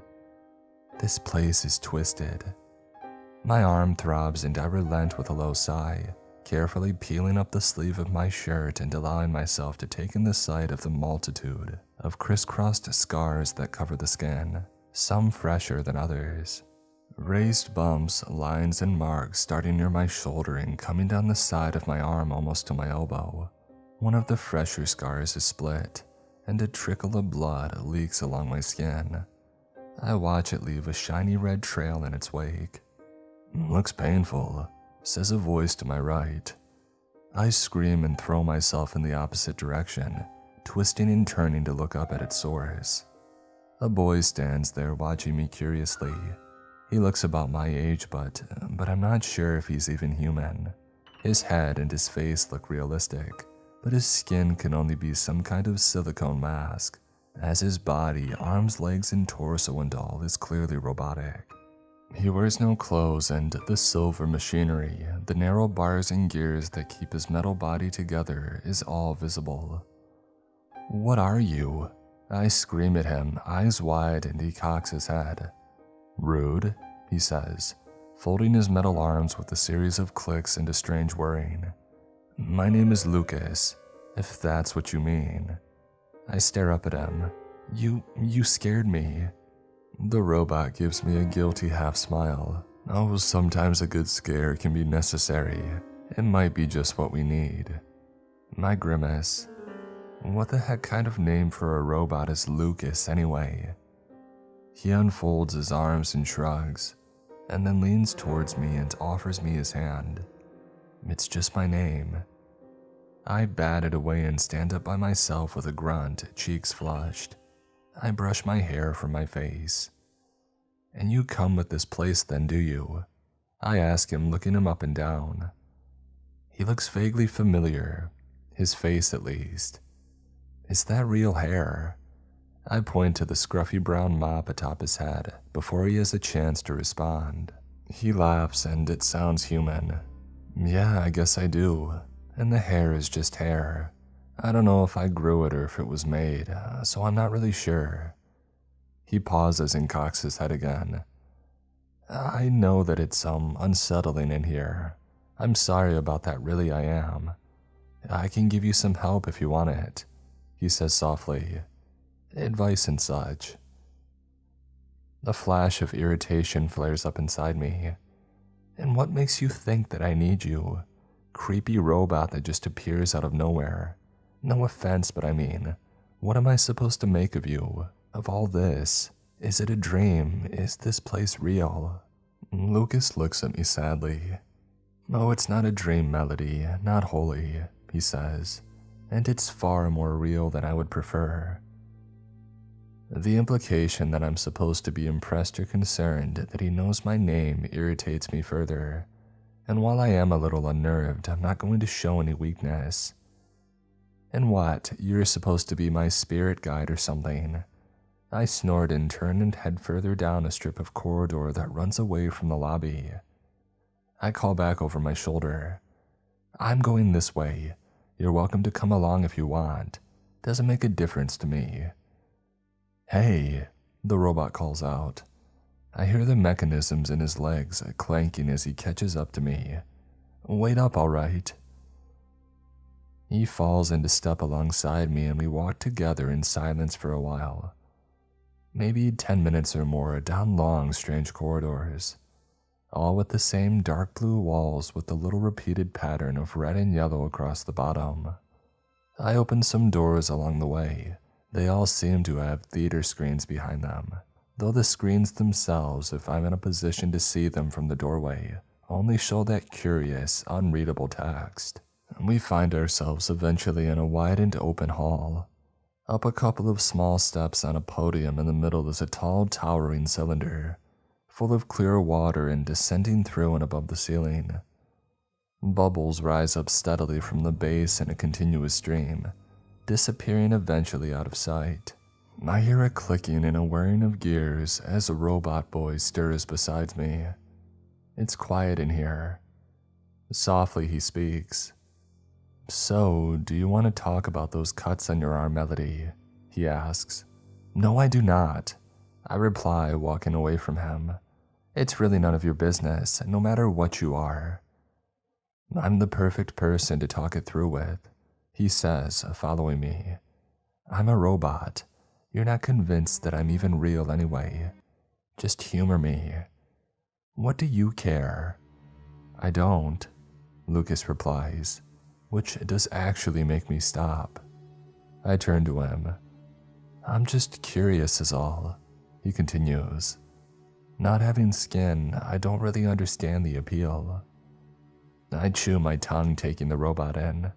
He really is a strange-looking creature in his head. I swear that I've seen that face somewhere before. "Fine," I say quietly, sighing and sitting down onto one of the raised steps, chewing a little on the corner of my thumbnail. The boy sits cross-legged on the floor in front of me with a series of clicks and metallic taps. I can feel myself beginning to flush and I look away. Not even human and I can't look it in the eye. Pathetic. It feels good kind of. Like I'm actually in control of something, you know. Like, screw you, universe. I have the power to do this, and there's nothing that you can do to stop me. It's stupid, I know. The robot says nothing.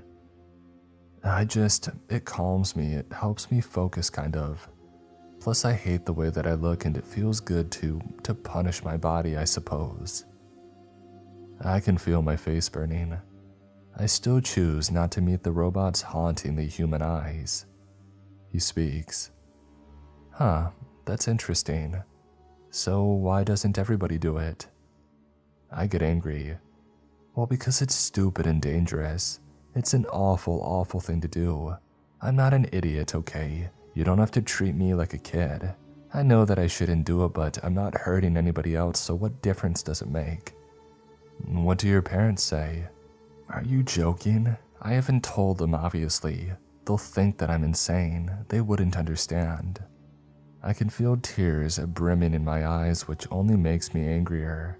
I swallow and I try to hold them back, wiping my face desperately to prevent them from spilling down my cheeks. They'll hate me.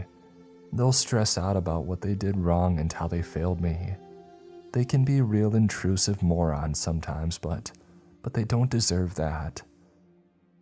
The robot cocks his head with a little click but says nothing. The air turns cold all of a sudden. Worse than cold, actually, biting. Like I'm surrounded by ice.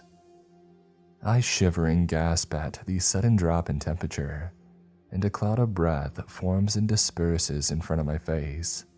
The lights above begin to flicker. A groan, a great creaking, metallic and alien echoes from beyond, and a thin, lightning-shaped crack appears in the room's centerpiece, the great glass cylinder. The robot rises quickly to his feet, looking up and away at the ceiling, brow furrowed. What's happening? I ask, but he doesn't answer all at once. The lights at the far side of the room go out with a low and echoing boom. The floor and walls below it are plunged into darkness. It's time to go, the robot replies, unless you don't want to listen to my advice, that is. Another light goes out a little closer and I decide to listen. Fine, I say. Let's go. I'm listening to you right now, alright? Let's go. Something about the darkness, it scares me, it terrifies me in fact. If I squint, I can just about see the carpet at the edge of the darkness starting to curl, starting to come unstuck from the wall, leaking, that same thick sticky red substance oozing out from it. It makes me feel all sorts of strange and conflicting emotions, but right now fear is the strongest. Where do you want to go? The robot asks. What kind of question is that? Onwards, I guess. I need to know more. I need to understand what this place is. It was made for me, I'm sure of it. Lead me on. And then, please, I add. And so the robot grabs my hand and he drags me on down a nearby corridor. And together we run as the lights go dark in the distance behind.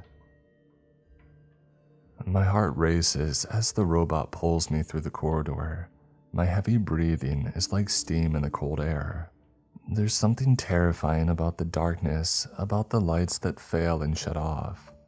It feels like there's something in the dark hiding and lurking. I can't shake the sensation that I'm being followed, that something is watching me. Eventually, though, the temperature starts to rise back up, thankfully, and it hits a more comfortable level. We come to a stop in a wide hall and I double over, my hands on my knees as I gasp for breath. The robot boy seems in a much better condition, but even his metal chest rises and falls dramatically as he looks back the way that we came. Oh man, I say through breath, standing and stretching and wincing, realizing that another one of my fresher scars is split. Oh, my shirt's going to be ruined. I'll have to throw this one out before my parents see it. I take in my surroundings. We're in a bowling alley of some kind, a massive one. There are more long, shiny lanes than I've ever seen before, all in one place, but there are no pins, no racks, no bowling balls, no desks, no ball return machines, and all the scoreboard screens are either dead or made up of flickering pixels. The colors alternate between a bright blue and softer tones of brown and green. This place is insane, I mutter, standing up and starting to walk around. Thanks for getting me away, I call back to the robot boy. But you didn't have to drag me. You could have just pointed the way. And what's the deal with the lights anyway? They freak me out. Are we alone in here, or is there something else? He doesn't answer. I stop and turn back to him, anxious. Is there something else in here with us? Trying to keep my voice level. Yes, of sorts, he says after a beat. Well, what is it? Are we in danger? I don't know exactly, but yes. I clench my jaw. Where do you want to go from here? He asks. I don't know what you mean. This is my first time in this place, but I want to continue exploring, obviously. I'm not a coward, no matter how much it tries to frighten me. This is the most exciting thing to happen to me in my entire life. I don't care if it's dangerous. Robot boy says nothing. I push my hair behind my ear and I look around. Aside from some raised platforms, the room is mostly flat. I step onto one of the smooth, polished lanes and walk down it to the gutter at the far side. It feels longer than the lane of a normal bowling alley. Not that I've ever actually walked all the way down one of those though, to be fair. I get down onto my hands and knees once I reach the end and I peer into the darkness. It's not the scary kind, not like the total room-filling darkness that clanks and grinds out from the failed beam lights. The dark back here is gloomier. This is an ignored and forgotten place. Irrelevant, quiet in its shadow. It makes me feel sad. The sound of a monstrous tearing assaults my ears and I scramble to my feet. One of the lanes in the far distance is coiling back on itself, splintery wood shooting up and out towards the ceiling as it does so. Those familiar dark red sticky strands below it stretching and bursting, splitting grotesquely as the lane pulls away from the flooring. Another lane much closer this time, a few rows to my right, starts doing the same. I watch it curl back sickeningly, watching the splintered wood fly out into the room in dangerous directions, and the floor below me trembles. I start to run, not at full speed for fear of slipping on the smooth surface, but fast enough, I hope. I glance back over my shoulder and I see the wood of the lane tear violently away from the floor, sharp spikes striking out at worrying angles, and shooting through the air as it starts to peel back, rolling towards me. I try to make sure that my sneakers hit the smooth lane as flatly as possible, maximizing the surface area.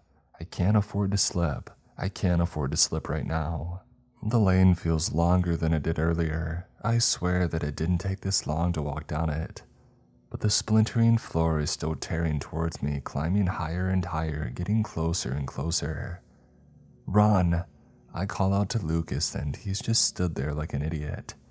Come on, we're getting out of here. Run this way. I gesture and he seems to wake up, breaking into a run and heading perpendicular alongside the row of lanes. I jump off of the last stretch of wooden flooring and stagger, but I keep my balance as it tears up violently towards the ceiling behind me. And together, the robot and I run alongside the lanes as they curl and peel angrily away from their places. Onwards we go to an arch in the wall. 3 corridors lead away, but only one carries the red and yellow pattern along its bottom quarter. This is the route that I chose, and now I'm the one dragging Lucas along behind me as we sprint down it, down through corridors and past doors and towards a raised platform in the middle of a new lobby. It seems safe for some reason, safer than the area around it at least, and so I pull us up onto it, skidding to a stop and wheezing but grinning in elation. Wow, that was wild. Did you see that? I'm seriously glad that I wore sneakers today. I'm doing so much running. The rush of endorphins is incredible. I feel so alive. The boy just folds his arms, looking at me. What? I say, standing back up to full height once I've caught my breath. Don't try and tell me that that was my fault. I just wanted to see what was down the gutters. Why? The robot asks. Well, because it's interesting. Don't you get it, Robo Boy? This place is interesting and life is empty and boring. You don't find it unsettling in here. Lonely, perhaps. I shift from one foot to the other, indignant. I have you to keep me company, don't I? If you even count as a real person. The robot clicks and whirs, but he says nothing. There's more, he says, a little further down on the right. I lean close to him. Well, then let's go check it out. I hop down off the little platform and he follows. The air starts getting colder again, ebbing and flowing. Not quite as strong as before, but still noticeable. I glance to the robot, but he doesn't seem so concerned about it this time, and so I ignore it, shivering just a little. As we walk, I also choose to ignore the substance leaking down the walls. It's the same stuff that I found under the carpet, under the lanes. I'm sure of it, but against the dark blue of the wall, it looks more black than red. It makes me uncomfortable. It makes my arm itch. But I'm not going to let it get to me. I refuse. I'm not a child. Leaky walls aren't scary. They're not scary. We round the corner in silence and find ourselves at the back of a long hall, full of empty round tables, each surrounded by empty chairs. The lighting is low in here in all parts of the hall except for the stage, which is lit up with the bright beams of a spotlight. A lone bowling lane, wooden and shiny, is nestled against the far wall. The ceiling above it is covered in dark screens. Robo Boy looks at me and then calmly takes a seat facing the stage. I choose to stand. There are 2 figures upon it, 2 more statues, and my stomach lurches when I realize that once again they are of Jason and Jess. It lurches for a second time when the statues move. If you've ever seen the animatronics at Disney World, the President's Show, that kind of thing, then you know how they looked. Some real uncanny valley level stuff. A distorted tune, one not dissimilar to the one played by the first arcade machine, rings out from hidden speakers, and the animatronics on stage turn to stare out at the audience. My heart beats fast and I take a step closer to Robot Boy. The statues of Jason and Jess come together. The walls leak. The music plays. They dance together awkwardly at first and then more smoothly. Jason steps closer and Jess melts under his embrace. Not literally, but the chemistry programmed into them is obvious. The music becomes more natural and more emotional, and they dance together with great ease, looking into each other's eyes. They're wearing what looks like prom clothes. I feel sick. The music builds to a crescendo and a large screen behind them, previously hidden in shadow, jumps to life. Large white text in the middle shimmers and fades in and out of focus, and then Jason leans in for a kiss and she kisses him back, holding him close, and the text becomes clear. I love you. Canned cheers and cries of celebration play through the speakers into the empty hall, and I can't take it anymore. I put my hands in my face and I start to cry, my body shaking bitterly as tears flow freely down my cheeks. The music grinds to a halt and the statues slow to an eventual stop. What is this place? I manage eventually through sobs, radiating shame. I can feel Lucas watching me, but I don't look up. Why are you doing this to me? He means something to you, does he? This boy, Jason. I look up at the robot, his form bleary through my shimmering eyes. Of course he does. You know that he does. He's perfect. He's perfect and I'm worthless. I'm nothing. I'm not worth his time. "And do you recognize me, Melody?" the robot asks, standing up now with soft whirs and clicks. I wipe my face. "What do you mean?" "The form that I've chosen. Do you recognize me or do you not?" I look at him and I think hard. "You do look familiar, but I don't know where from." "I'm a boy in 3 of your classes. I sit behind you in history." "Oh, I knew that I recognized you. What's your name? What's his name?" The robot cocks his head sadly. "I told you, Melody, Lucas. My name is Lucas. It's the same name." Guilt washes over me. "Oh, right. I'm sorry, I guess." "Lucas likes you a great deal, Melody. You're on his mind at the start and at the end of every day. He loves you, or at least he thinks that he does." I snort defensively. "Well, that's stupid. I'm not lovable. How could he love me? He doesn't even know me." The robot's eyes flash. "Exactly, Melody, exactly. You're a hypocrite." I feel my cheeks flush bright once more. "Excuse me," I retort angrily. "I barely even know that this guy exists. You can't expect me to like him back if..." "If what, Melody?" the robot version of Lucas asks, stepping closer still. Gears turn and clank softly in his neck. I quiet. "If he doesn't even make the effort to speak to me." The robot says nothing and neither do I. After a moment, he folds his arms. "What indication have you ever given Jason that you want to get to know him?" "That's not fair," I replied quietly, my arms itching. I laugh at his jokes. "That you want to get to know him," I said, "not worship him like an idol." I chew my tongue and the robot Lucas speaks on. "If you wanted even a chance with Jason, then you had to get over your own insecurities. You needed courage to go and talk to him. You needed to give him a chance to make a decision about you. Sure, maybe he would have decided that he didn't like you and rejected you. That was a real possibility. But you would have had closure and you could have moved on. Maybe, who knows, he might have liked you back, and you could have even tried a relationship." The robot sighs sadly and turns, tucking his chair under the table with a soft scrape, as a light in the back of the hall groans and flashes, powering down and plunging the table below into pitch darkness. "Or maybe you would have realized that actually, he's not so perfect, and that the two of you were never that compatible after all." A cold shiver runs up my spine at this, the way the robot finishes his little speech. I feel all the tiny hairs on my skin stand on end, and I can't stop a sudden whimper escaping from my lips. I force a stilted and uncomfortable laugh. "Lucas, you're talking in the past tense. It's not too late, right? Obviously, it's not too late.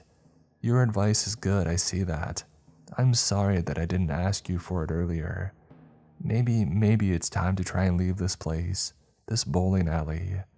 "You're not in any bowling alley, Melody," Lucas says to me quietly as the bolts and gears in one of his arms start to come loose, dropping one by one to the carpeted floor with soft thuds. "You never even left your house. You're in the bathroom slumped on the floor, bleeding out against the wall. You cut too deep and you lost too much blood and you lost consciousness." The back of the robot's wrist breaks free and clatters to the floor. His fingers fall apart as the gears in his legs start to come loose too. "You made your choice, Melody. Your parents won't be home for hours. It'll be too late. I can't think. I can't move. I can't breathe. I hear another light behind me go dark. "No," I stutter. No, that's not right. Lucas, that can't be right." But the robot only looks back at me with pity in his eyes. "It's too late," he says. No, this can't be happening. I'm not in my bathroom.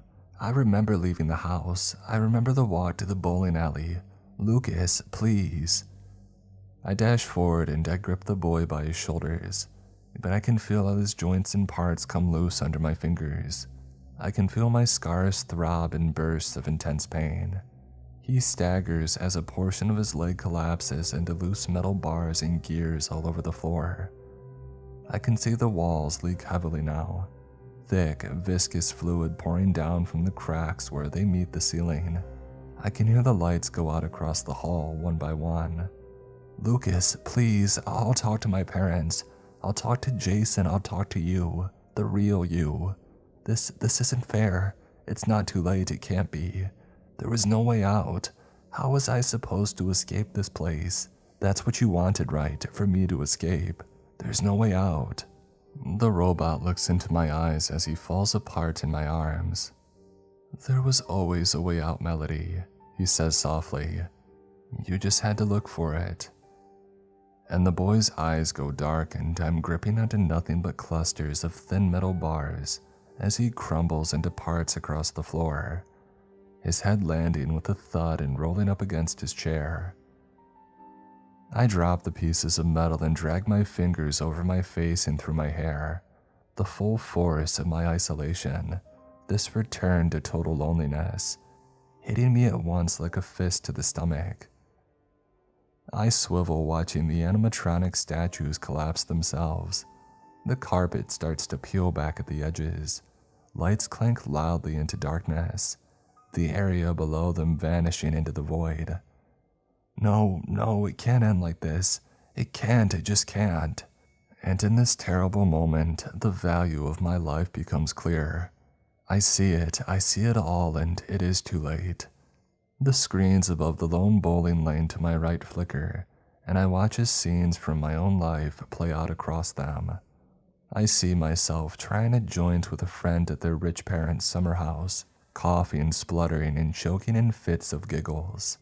I see myself snuggled up in my bed reading. Rain washes gently down the window. I see myself scoring a basket in the school gym. I'm not normally very good, but the throw was mine and it won us the game. My team celebrated me as a hero. One of the screens shows myself on a walk through a local forest with my parents. My dad ruffles my hair, my mom tuts and fixes it. Another shows me watching something on TV, enamored and inspired by the story that it's telling me. I see myself whispering, sharing a secret joke in class. I see myself doing well in a test that I studied hard for. I see myself with friends at the zoo.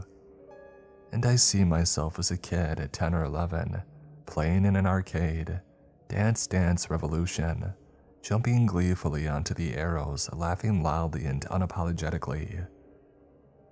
My eyes sting as tears pour steadily out and over my cheeks, as one by one the screens go dark until there's only one left. White text shimmers in the center. "I love you." And then it too goes dark, and falls from its spot on the ceiling to a crash on the floor below. The lights go out, the walls leak, and the darkness approaches. I turn and run, there's nothing else left to do. On I sprint, away from the darkness that follows, deeper into the complex, through strange corridors and curious hallways. There was always a way out, you just had to look for it. I clench my fists. I turn and jump up onto a little platform, raising myself up to my full height. Gaze focused, I grip my teeth and scan the stained walls, ignoring the sounds of the failing beam lights in the distance as their violent clanks and crashes grow louder and closer. I should have asked Lucas for help. I should have asked for help. I think to myself as I carefully analyze every section of the wall as quickly, yet as thoroughly as I can. I want a way out, truly I do. I promise. I mutter out loud as I turn in a slow circle, sweat dripping down the back of my neck despite the icy chill. Please help me find a way out. A reverberating metallic crash from above echoes loud through the complex, the loudest one so far, and the area directly behind me is plunged into darkness. A sudden burst of cold wind seems to rush through the hallway, as if a great window somewhere was suddenly slammed shut, and my hair whips into my eyes as I stagger to the side. "Please," I scream, desperate for something, for anything. And then I see it, partially obscured in the distance behind an outcrop of wall, above the opening to a narrow corridor. I jump down from the platform and run over to it. It is small and rectangular, glowing a faint green in the gloom, and a sob of disbelief bursts from my lungs when I realize what it is. It's an emergency exit sign. Shooting one last look behind me at the encroaching darkness, I turn and sprint onwards down the corridor beneath the exit sign, my strides long and my breath ragged as I turn corner after corner following the signs, hoping and praying that it isn't just some cruel trick. My feet slap against the floor, once a deep blue but now wet, soaked through, stained almost black from the substance that leaks from the walls, that bubbles at the edges when the carpet has sickeningly peeled back. I skid around a corner and see at the end of a long narrowed corridor a door, no different to any of the others, but there is an emergency exit sign above this one, and it glows bright. I'm going as fast as I can, but my legs ache. The adrenaline isn't enough. I feel like they're seizing up, like they're going to fail me. Please, please just a little further. I will them, focused with everything that I have on the door up ahead. The failing lights and the following darkness getting closer and closer. I'm barely keeping myself in the light. The clanking's getting closer. I'm so close though. I reach out my hand and I lean forwards, crying out. And then I slam into the door with full force, pushing through it and staggering out into the room beyond, stumbling, screaming, tripping over my own feet and crashing hard into an air hockey table. The puck's balanced on the side, clattering noisily to the floor as I fall to the ground with a loud thud. My vision flashes and throbs at the edges, but the floor is dry. That much at least is clear. I groan and roll onto my side, still panicked, my heart loud in my ears, trying not to vomit. "Hey!" I hear a gruff voice shout at me. I twist around, still on the floor, to locate its source, and I realize to my shock and relief that I'm back in the arcade. The original arcade in the bowling alley. The normal one. I'm being stared at by 4 people, 3 in green uniforms. One of them is the girl that I saw at the desk earlier. The source of the voice is a grim-faced woman, mid-mob. She rests it against the desk and turns to me, hands on her hips. "What are you doing in here, young lady? The alley's closed. Come back tomorrow, you hear?" I just stare at her, panting. I dart a glance back to the door that I had fallen through. Staff restroom. It reads on a little sign. I wince as I get to my feet, feeling a series of bruises forming, and I push through the restroom door. There is nothing in here but what you would expect. Sinks, cubicles, hand dryers, and the like. "Hey," the woman calls after me again. "Didn't you hear me? Go home." I shoot one last look around, taking it all in. It's just the same. It's the same place that I entered, I'm sure of it. And so I turn and I leave. I just push through the building's doors to the parking lot outside. The clouds are purple and the sun is setting, when I feel a hand on my shoulder. I start and jump back, spinning around to face my attacker. But it's no attacker. It's the girl from the desk, still wearing her uniform. She pulls back her hand at my reaction, her expression rich with concern. "Oh," she says. "I'm sorry, I didn't mean to startle you. I hope you don't think that I'm trying to pry, but are you okay?"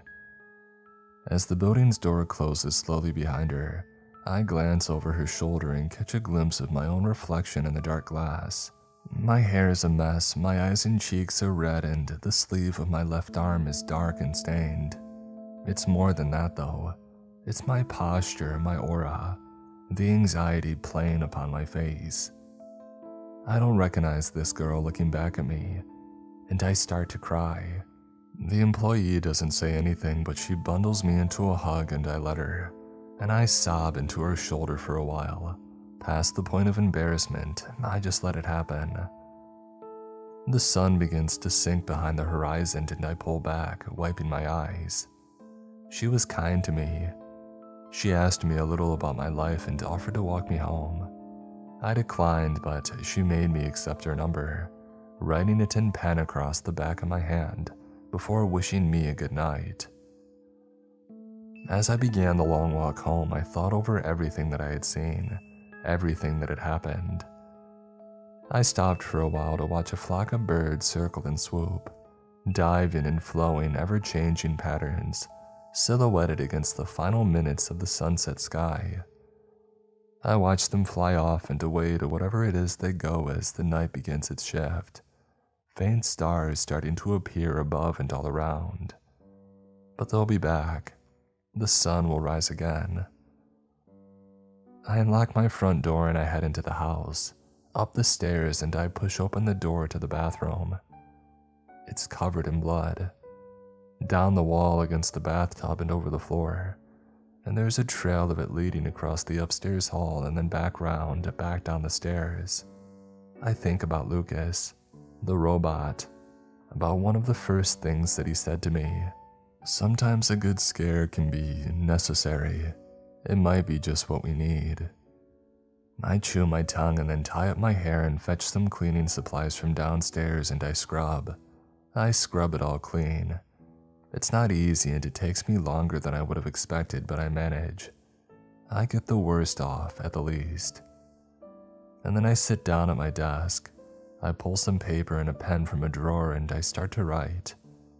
I don't know how to start at first, but once I've begun, it's easy enough to keep going. And dear Mom and Dad, and I write about what I've done. I write about why I do it. I write about how sorry I am and that I hope they don't blame themselves. I write about how I need their help. I write about how I don't want to go on like this. And for the first time, I'm starting to believe that I don't have to. When I've finished, I take it into their room and place it on their bed, and then I return to my own and lay on the floor with my hands behind my head, looking up at the ceiling. I turn to my right and I reach out an arm, gently disconnecting my phone from the charge cable. I take the headphones and I push them into my ears. Opening YouTube, I search for a particular song, an old favorite of mine, one that I haven't heard in a long time, and I let the music wash over me. My parents will be home soon, and when they return, I will be ready.